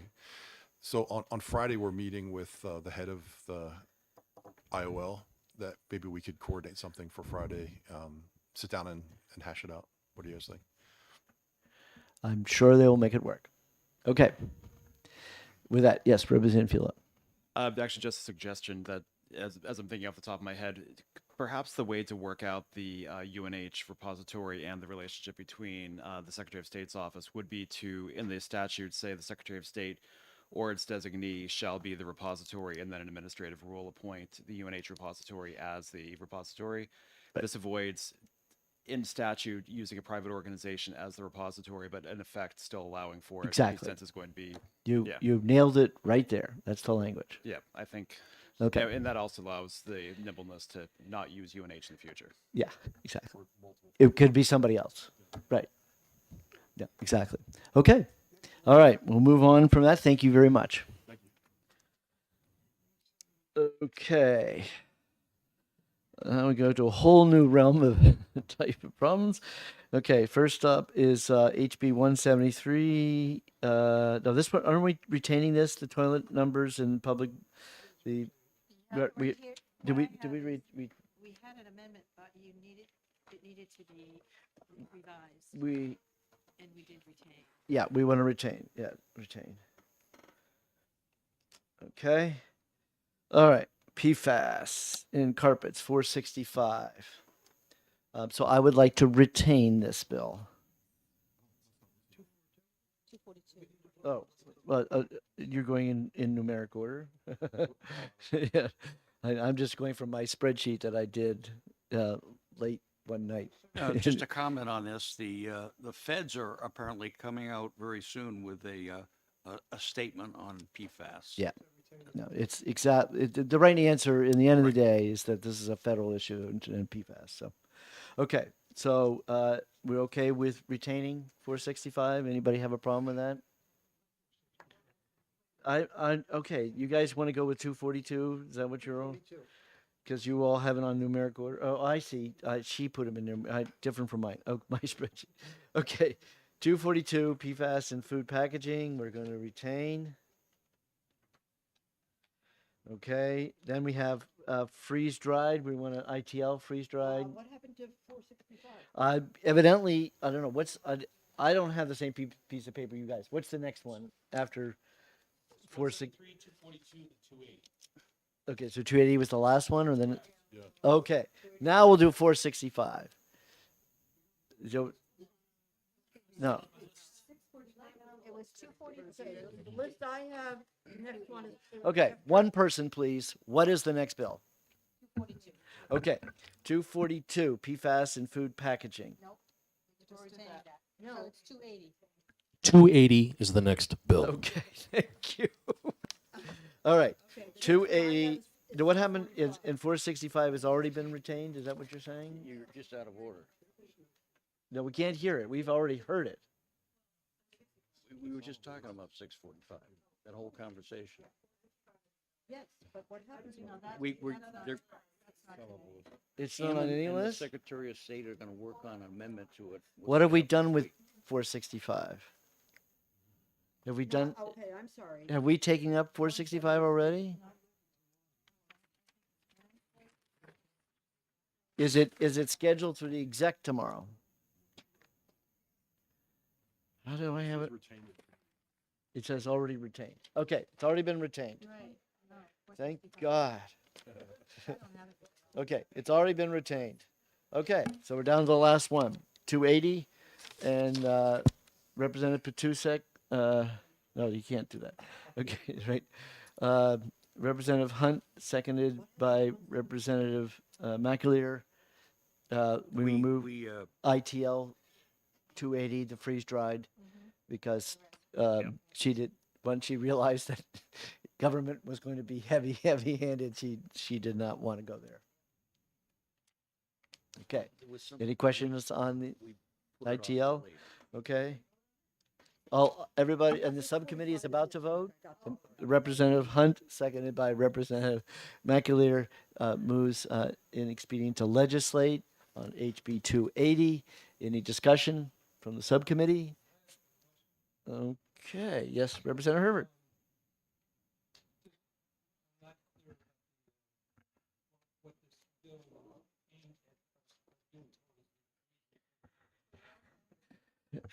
I guess in brief, Representative Calabro will.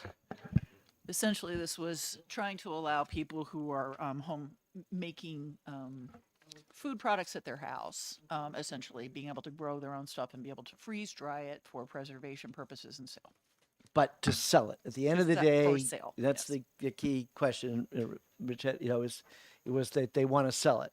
So you can do anything you want in your own kitchen, but if you want to make it available, and sell it, then you have to know you are going to get regulated by HHS. Right, because as it is now, it has to be regulated because it's not safe. That's according to the Department of DHHS. Okay. So, okay. Any more question? Representative Phil? The motion is going to be ITL. Okay. Say we do kill bills uniformly. We all agree. Okay. So for the subcommittee, all those who are in support of the ITL motion, please raise your hand.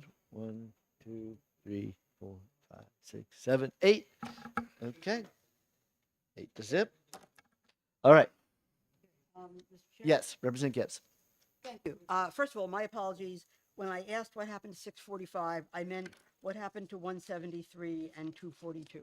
Okay, so 173, we're going to retain that because we want to wait till after they have revised the BOCA.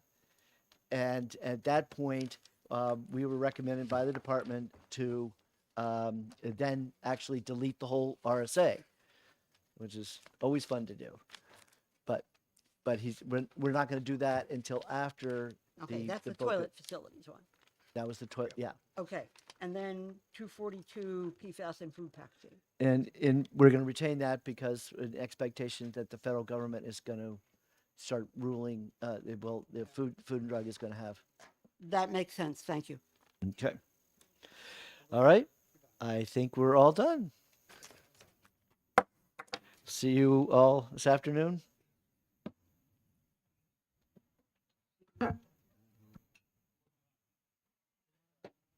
(1:15).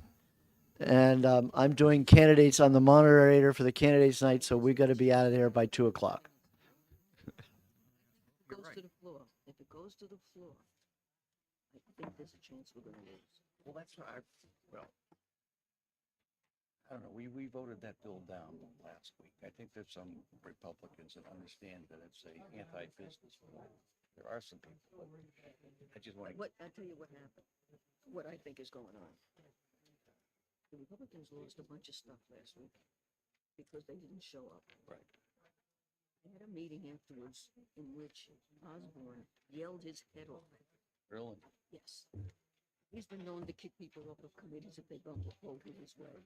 So I think when this bill comes up next week, if it did come up, I think he would force them to vote the way he wants them to vote. I'm scared to death of that guy. I'm scared to death of that bill. No, I hate the bill, but I think if it stays here, at least within committee, we can hold it up for at least long enough to build up some consensus. I hope you're right, because I think that, ITL. But it could still go out. It could Well, still go I understand, But, But I want to have more time to get past this thing where they're very bitter right now. I hope you're right. Well, or wrong. Either way. I hope I am too. But the thing is, the longer we can hold on to it, the less chance they have of building up something for it. That's all. I got a whole bunch of articles on ESG. You're right about all of it.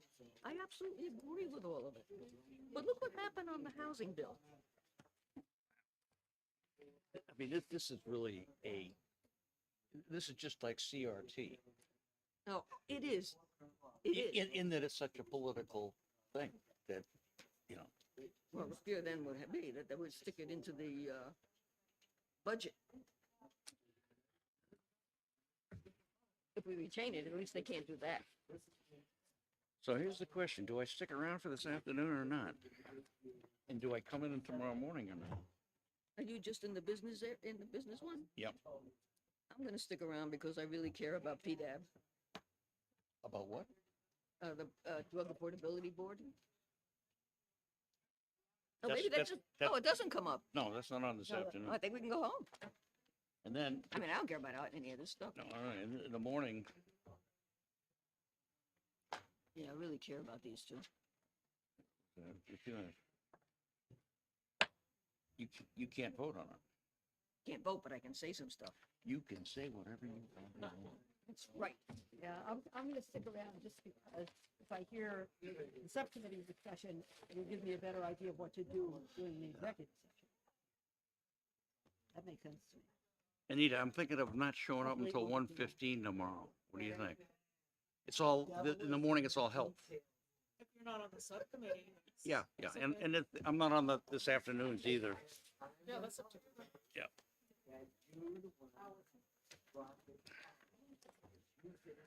I hope they've got a toilet on this floor. Just right outside the door, I I'm think. just kidding. I know that they Why, do. you want to drop your computer in the toilet? No, I want to. I want to empty that second cup of coffee that I've been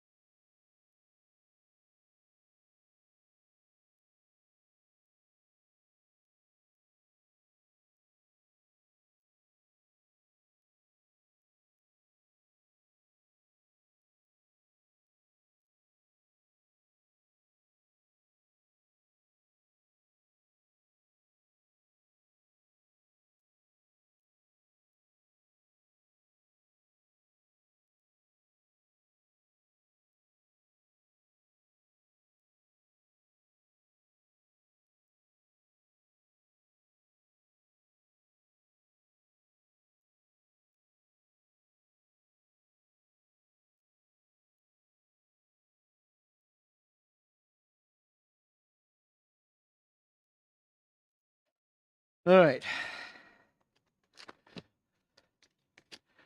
I think we have a light schedule here, right? Okay.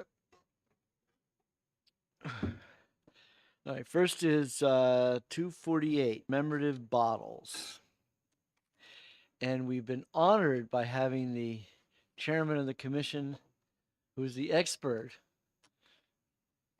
and everyone has the handout. So I know you're a busy man. They come over here, but when it comes to the subcommittee process, we're generally moving very quickly here. Absolutely. So, Mr. Chairman, members of the committee, thank you for having me. Joseph Malik, I'm the chairman of the New Hampshire Liquor Commission, and with me is Chief Mark Armaganian. I did have a handout. I know technically we're not supposed to do a handout, but I wanted to make sure that everybody understood the 177:8, which leads the historical fund, the language that the Liquor Commission follows.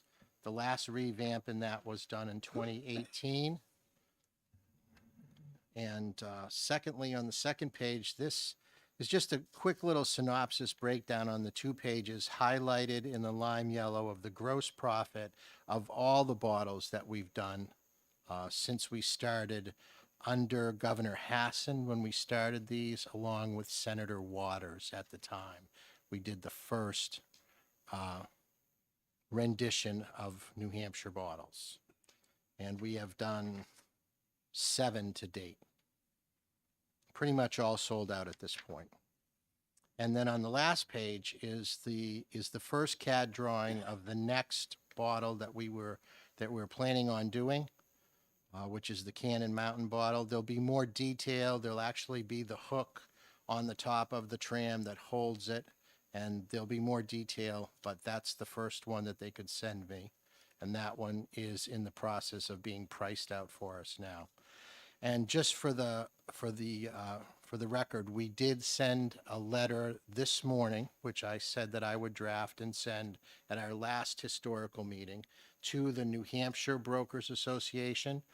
The New Hampshire Distillers Association. It was emailed to Brian Ferguson this morning as to asking them if there would be any interest from a New Hampshire distillery to represent the bottle after this Cannon bottle, and or at least allowing us to fill whatever the next bottle would be with New Hampshire products. So we left it open to them. If they'd like to design and fill, that's fine. Or if they'd just like to have someone else design, and then they could fill with their product. So we would put New Hampshire distilled product in the next one. And I know that 2026 was a date that was discussed in the committee as to the 250th anniversary of the United States, and have that New Hampshire liquor in that bottle, or prior to that. We're trying to do one a year at this point. It takes, between the design, the fill, the shipping, it takes about a year to do a bottle. So I'm going to be happy to take any questions that anyone might have. So, Representative Beal. Thank you, Mr. Chair. Just a quick question about the Cannon tram. Did you check with the governor first before you put that out? Why, you want to see a 6-seater there? Well, no. I'm glad that they're going to be restoring, the Absolutely. tram. Yeah. And I think was kind of the idea behind it, to the historical nature of the tram, and all the folks that have visited New Hampshire that have, taken advantage of taking that ride. Hopefully they would be interested in purchasing a bottle. Yep. Thanks. Thank you. Yeah. Based on this picture, it looks like it needs a little repair. I see the rooftop is Yeah. Well, coming off. the first CAD drawings are usually a little rough. I think it wasn't wanted you to glued see it. down properly. Okay. Okay. So, does anybody have any questions? And the purpose of this legislation is actually just the fund itself, and how it's a dedicated fund, which is somewhat controversial, these dedicated funds, but in this case, I don't think there's, too much question that the Liquor Commission runs on funds anyways in terms of the different where the monies go. And in this case, at least we're the History Committee, which I am now a member of, and that's how I got stuck being the sponsor of this bill, and is where the money goes to the Hall of Flags, which is our important restoration project. So, any questions from the committee members of the fund idea concept? No, my question is, it just used to go to the Hall of Flags and now it's going to the Historic Fund? Well, no. Well, it is that we're identifying an actual fund in terms of targeting the revenue. Okay. So it's just moving pieces around. All right. It's just how the cash flow and what's the funds. So, but it gives the History Committee a little more control over dedicating what they do with the monies. So. And just to follow up on that, Yep. it will go to some historic, it'll be designated for a historic purpose? It's in the Historic Fund, yeah. So that's what the committee does. Yeah, that's what's. We're good with that. I only joined it so I can go up to the top of the cupola. Yes, Not Representative to, Gibbs. to take up a lot of time, but I just wanted to let everybody know that many years ago, when my parents were still alive and able to travel, they came to visit me several times in New Hampshire, and I took them to many interesting places. But one of the things that actually impressed them the most was the Hall of Flags in the State House. It is definitely worth preserving. I think so too. Right, great, thank you. Okay, so the subcommittee, Matusek, Walsh, Hunt, Osborne's not here. Burrows, Sullivan, Belo, and Vincent's not here. So that's what we call pairing. Okay, is all those in favor of ought to pass? Please raise your hand. 1, 2, 3, 4, 5, 6. Okay, we're good. 6 zip.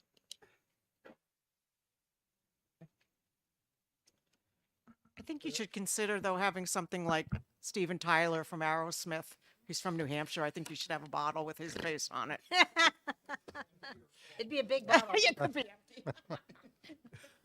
Be a big bottle. Can certainly take that under consideration, Representative. Thank you. I have a lot of other ideas. Mr. Chairman, You members got a of the lot of other committee, thank you people. very much. Other ideas. Other ideas. All right. Okay, so who's going to do 407?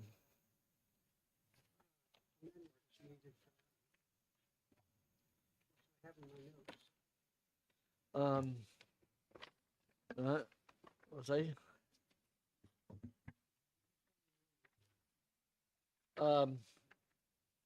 I guess, am I the only one that has the amendment? Do you have the amendment, Aiden's latest rendition? Thank you, Chairman. I do not have an official copy of the amendment. I believe you're the only one that does. Yeah. Oh, God. Keep getting myself into trouble here. You are in trouble. Yeah.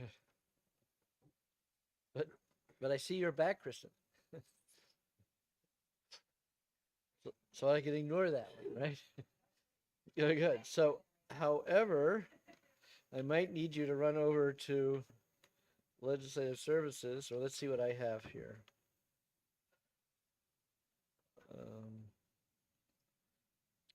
So,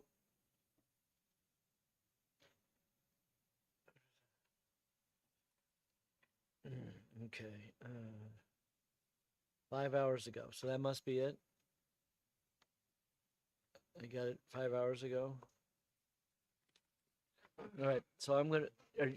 You're here to talk about this new amendment, right? That's correct. Okay. Do you have the amendment? I have a draft copy that was Right, yeah. given Alright, to. well, maybe we can I look at it. actually have the Legislative Services one, so I'm going to send this to Kristen. And 407. Okay. Yeah, we can do it. Okay, I just sent it. It's still sending. Stay tuned. Okay.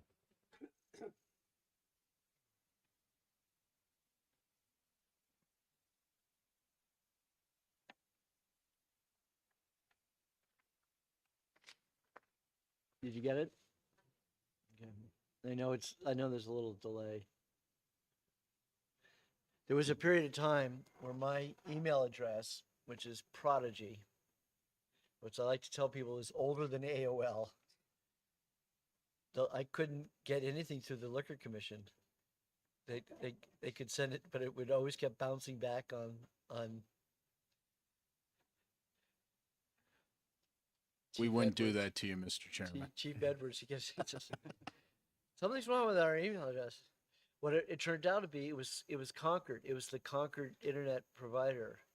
It was they just anything with Prodigy. And the only reason I figured that out was because I was on the board of Healthy Kids, and they couldn't send anything to me. What's that? You have it? So do you mind just going making copies for? Thank you. Is there? Is it? We'll go on. We'll go on to the next one in the meantime. Right. Yeah, might as well. That'd be great. So pause on that. You can stay right there. Don't go anywhere. Okay, so the next one is 544, which I think we should just retain it.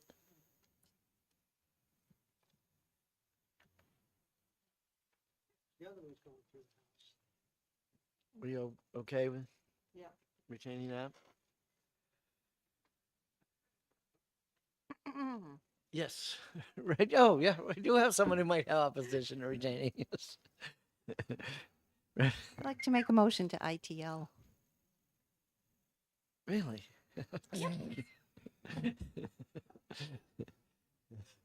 Okay. Representative Walsh, is that seconded by anybody?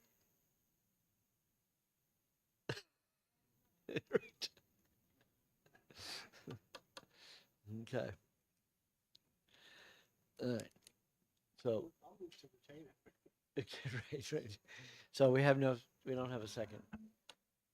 You're okay with that? Right. Right. Well, you know what the vote's going to be, right? Okay. So, Representative Petusek, seconded by Representative Burrows, moves to retain House Bill 544. Any discussion on the motion? Would you really like me to discuss this? This is your window of opportunity. Well, I just like HB 639. I feel that this is wrong for New Hampshire. It's not going to bring in the millions of dollars that people think it is. And I've got all sorts of data, which I had already spoken to on the House floor. And so I feel that this is, the other half of the bill, and I feel strongly about it as well. Thank you. Right. Okay. Any other discussion on the motion to retain? Okay. Seeing none. All those in favor of retaining, raise your hand. 1, 2, 3, 4. Yeah, that's right. And all those opposed? 1. Yeah, because we're missing Vincent or no, you Jane. I didn't see your hand up in the air. Oh, yeah. Okay, all right. So it's 5. It's 5 to 1. It's 5 to 1. 5 to 1. Excuse me. Okay. All right. So do you guys want to talk about the changes that are in the amendment before we actually have a copy of it? Certainly. And thank you, Mr. Chairman and committee members. I'm Lieutenant Matthew Culver from the New Hampshire Liquor Commission Division of Enforcement and Licensing. During our last meeting when this bill was proposed, a couple questions came up in reference to RSA 179.23, paragraph 4. This is addressing the changes made to when an affidavit is required and the designation of a person in charge. Since the repeal and requirement of an employee to go through the felon approval process, that legislation had been previously repealed. So this language is just cleaning up exactly when an affidavit is required. by ownership, who that is submitted to, and the process in which a person is designated as a person in charge. Okay. So I realize for the members, we don't have this in front of us, so we're not exactly sure what they're saying, but so we'll obviously wait until we get that. So go ahead for the next piece. Great. The next section is in reference to RSA 178.21, paragraph 2A4. And the original bill had left out, as the members may recall, New Hampton in the dry towns of Newington, New Hampton, and Landaff. So when Legislative Services put out the original bill, New Hampton was left off of that. It is added back into it Right. as a result of this amendment. Okay. We had talked about that at the Right. last Yep. The next section is in reference to RSA 179.56, and I will let Deputy Chief Danielle Elston explain this portion. Okay. Again, Mr. Chairman, as you know, with all of these bills or all of these perspective within this bill, all these perspective statutes, as from inception of this administration, we have sometimes tripped over changes that weren't intentionally made, but ended up being made in legislative services to no fault of anybody, but they needed to be cleaned up. So there's been conversations outside the room of why this has come up now, and it's just cleanup. We're just cleaning up some of the stuff that fell a little short over the years. So thank you. Okay. Good afternoon. Again, the next section is RSA 179.56. This language you'll see actually under Title 13, we have provisions regarding hearings, but we are also governed by the Administrative Procedure Act, which is in 541A. This actually just cleans up confusing language between the two. You'll see that some of the language has been redacted, and I just want to clarify. So the language that is redacted is, except as provided in subparagraph C, the commission shall not suspend or revoke a license until the licensee has been provided a hearing under RSA 541A. The licensee will always have due process. This doesn't change the process of the licensee. This doesn't change due process. The reason that we're asking for this language to be redacted is because there is confusion with that and with subparagraph C. Subparagraph C allows for a 24-hour suspension of the license without a hearing. That is when an emergency is happening, when there's a danger to public health, safety, or welfare. It doesn't mean that the action of the licensee is an emergency. Where this has been applied in the past has been a riot situation, in a college town where everybody's coming out of the establishments with glass bottles or glasses, and we want to say we need people to stop serving. There's an emergency happening. There's no punitive action. We just need to get everything under control before you can continue to serve. In 541A.33, that allows for an immediate suspension of the license for emergency action. That means there has been an action by the licensee that is a risk to public health, safety, or welfare. Where this is applied is the fatalities. So this just cleans up the confusion of an immediate suspension versus an emergency suspension. It just makes the license clearer for the public and the licensee. Any questions on that? Okay. I'm going to turn it back over to Lieutenant Culver here.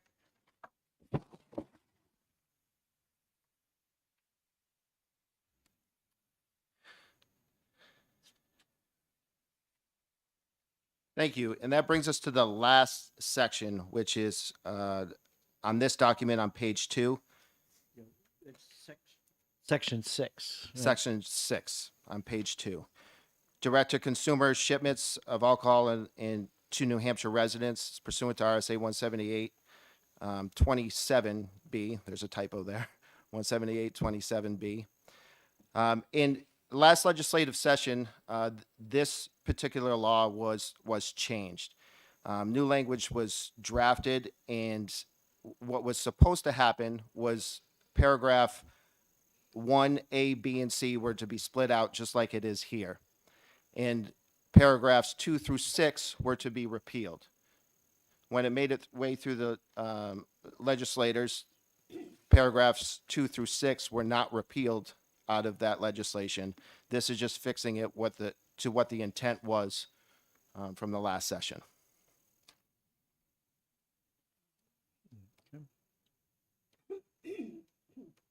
Mr. Chairman, I believe this was your bill, so I'm sure you're familiar. Yeah, well, yeah, I am. Not that I remember what was in paragraph 2 or 3.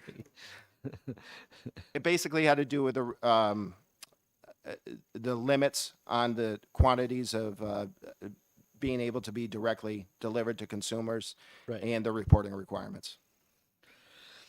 The limits. Correct. Okay. So for the new members, actually, one of the reasons why this committee now does liquor is many, many, many moons ago, I sat down. I was getting beer across America, and I had to go to the UPS to get my beer, and they were trying to convince me there was a statute that said they couldn't give us the beer, give me my beer, and I go, oh yeah, really? I'm a legislator. Tell me what that RSA is. Well, he had a little trouble copying that one up, but that's when I learned about department rules and how rules sometimes can sometimes get in the way. So I called up the Liquor Commission, John Byrne at that time. And John and I sat down and he says, you know, I really don't have a problem with direct shipping, especially with beer, because that was a beer distributor problem. But all he says, all we care about with wine is that we don't want anybody to think that would be the only way they can get their wine is to direct ship it. We still want them to sell it through the commission. So once we had got over that, he wanted to make sure that no one could, you know, that after a certain point they had to make the wine available to the commission. Then we were running, and so we were one of the pioneer states to have allowed direct shipping, allow California wines to come to New Hampshire, and much so that I went to the NCSL conferences and the wine coalition. They used my bill. They were promoting it, trying to get all these other states to take on the same concept. And then when I got back to New Hampshire, at that time, the new speaker, Donna Sitek, says, you know, John, I think maybe she wanted to get rid of the Regulated Revenues Committee. So she said, I think the Commerce Committee should have the liquor laws. And then we go running. And that was all fine and dandy for many years. We brought in a fair amount of money over the years. And then when COVID hit, the issue again now came up is what about in-state? And whether somebody should be able to get the wine or the liquor or the beer sent directly to their home. And that's what this statute is for. This is sort of the in-state of the direct shipping. Did you get your beer from UPS? And I did get my beer from the UPS. But I don't know, Beer Across America, are they still on the list? Are they still do business? Or we still do Beer Across America? The only they have to be a licensed carrier, so UPS, FedEx, and FedEx. Well, for the Ground. delivery, but I'm saying, is they still a vendor with our direct shipping law? There's 1,390 of them now, so I would have to check on that, sir. Yeah, which is a marvel when you think about it, that all these entities, 13, are signing up to ship into New Hampshire. And you might walk into a winery in California or New York or somewhere, and actually not New York, right? Didn't New York that was the Graham Hahn decision. Right. They were Correct. New York was, but it has been tremendously successful. Yes. Yeah. I think it's over $1 million a year. I know. Yes. So about 1.4. But So if it helps the chairman, Beer Across America is still open for business. You can still get beer delivered. there you go. There you go. What is the process? I'm just kind of curious now because I was in Texas back around Halloween time, and I went to this farmer's market, and it was like this amazing wine they were giving out samples to, and he was like, "Yeah, we'll ship it to you." And I told him it was in New Hampshire. Like, "Oh, we can't ship to New Hampshire." So is that not accurate, or do they have to go through like some process? Thank you for the question, Representative. And yes, they have to go through the licensing process. So for out-of-state manufacturers, out-of-state wineries, they would apply for a direct shipping permit directly through the state of New Hampshire. Upon issuance, then they would be authorized to utilize a carrier to direct ship that product directly to a consumer within the state. What's the cost for that license? It's on a tiered structure based on whether you're a retailer or a manufacturer. I don't know that off the top of my head, It's but about 220. it's not much, Yes, correct? yes. Yes, it's And then, very reasonable. And then if you only ship once, I don't know if that was still in the statute, but if you get your money back if you only make one shipment. That's correct. You do. So, yeah. Yeah, I think I negotiated that when we did putting names on kegs. Keg registration. The keg registration, and I was able to get that. If you were it was a one-off, then they could get their money back for the actual registration. So, but they still have to collect the John Hunt Memorial 8% tax. Yes, they do. On a monthly basis, due by the 15th. So, okay, any questions from the committee on the amendment? To answer your question specifically, Representative, the wine manufacturers pay $100 for the permit fee. The importers, retailers, and wholesalers pay $500. So if I wanted somebody, question. Yep, further question? So if I wanted that guy from Texas to ship me his wine, he'd have to pay $100, but if he only ever shipped it to me, then he'd get that $100 back. If he's only making that one shipment, correct? That's As a wine manufacturer. That's good to know as I travel the country. Yeah, next time. But it's hard time to convince people things like that. You know, they say, oh yeah, there's a law for that. What? Trust me. Okay. So for the subcommittee, all those in favor of the amendment for HB 407, please raise your hand. 1, 2, 3, 4, 5, 6. Okay, and ought to pass as amended. All right, we're all good? All right. Thank you very much. You.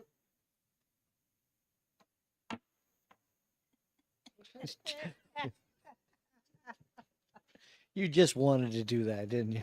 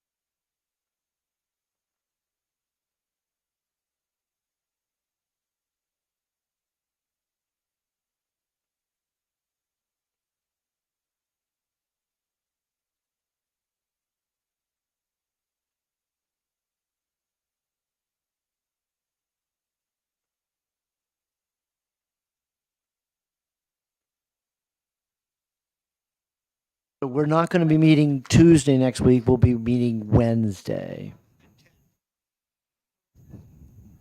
Excuse me. Yeah, we could, and at this point, we only have one bill that we know we need to take up, which is the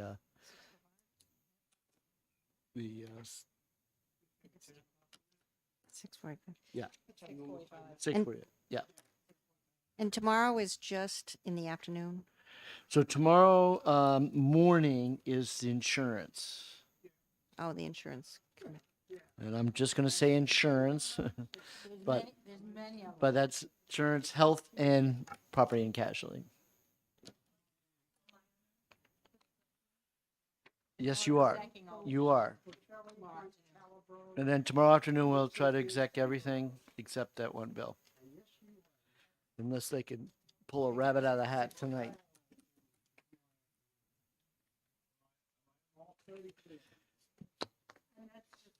No, What time does that start? Because I don't have that. it's 10, At 10?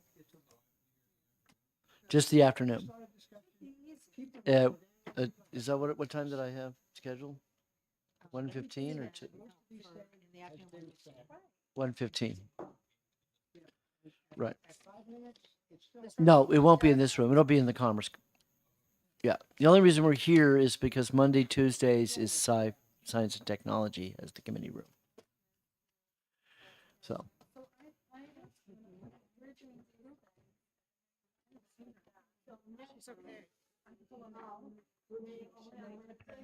Hopefully, but I will have to schedule in case, because we have that one bill, and hopefully we get that sorted out. It depending on what happens. Right. So, but by Thursday, we have to have everything out of committee.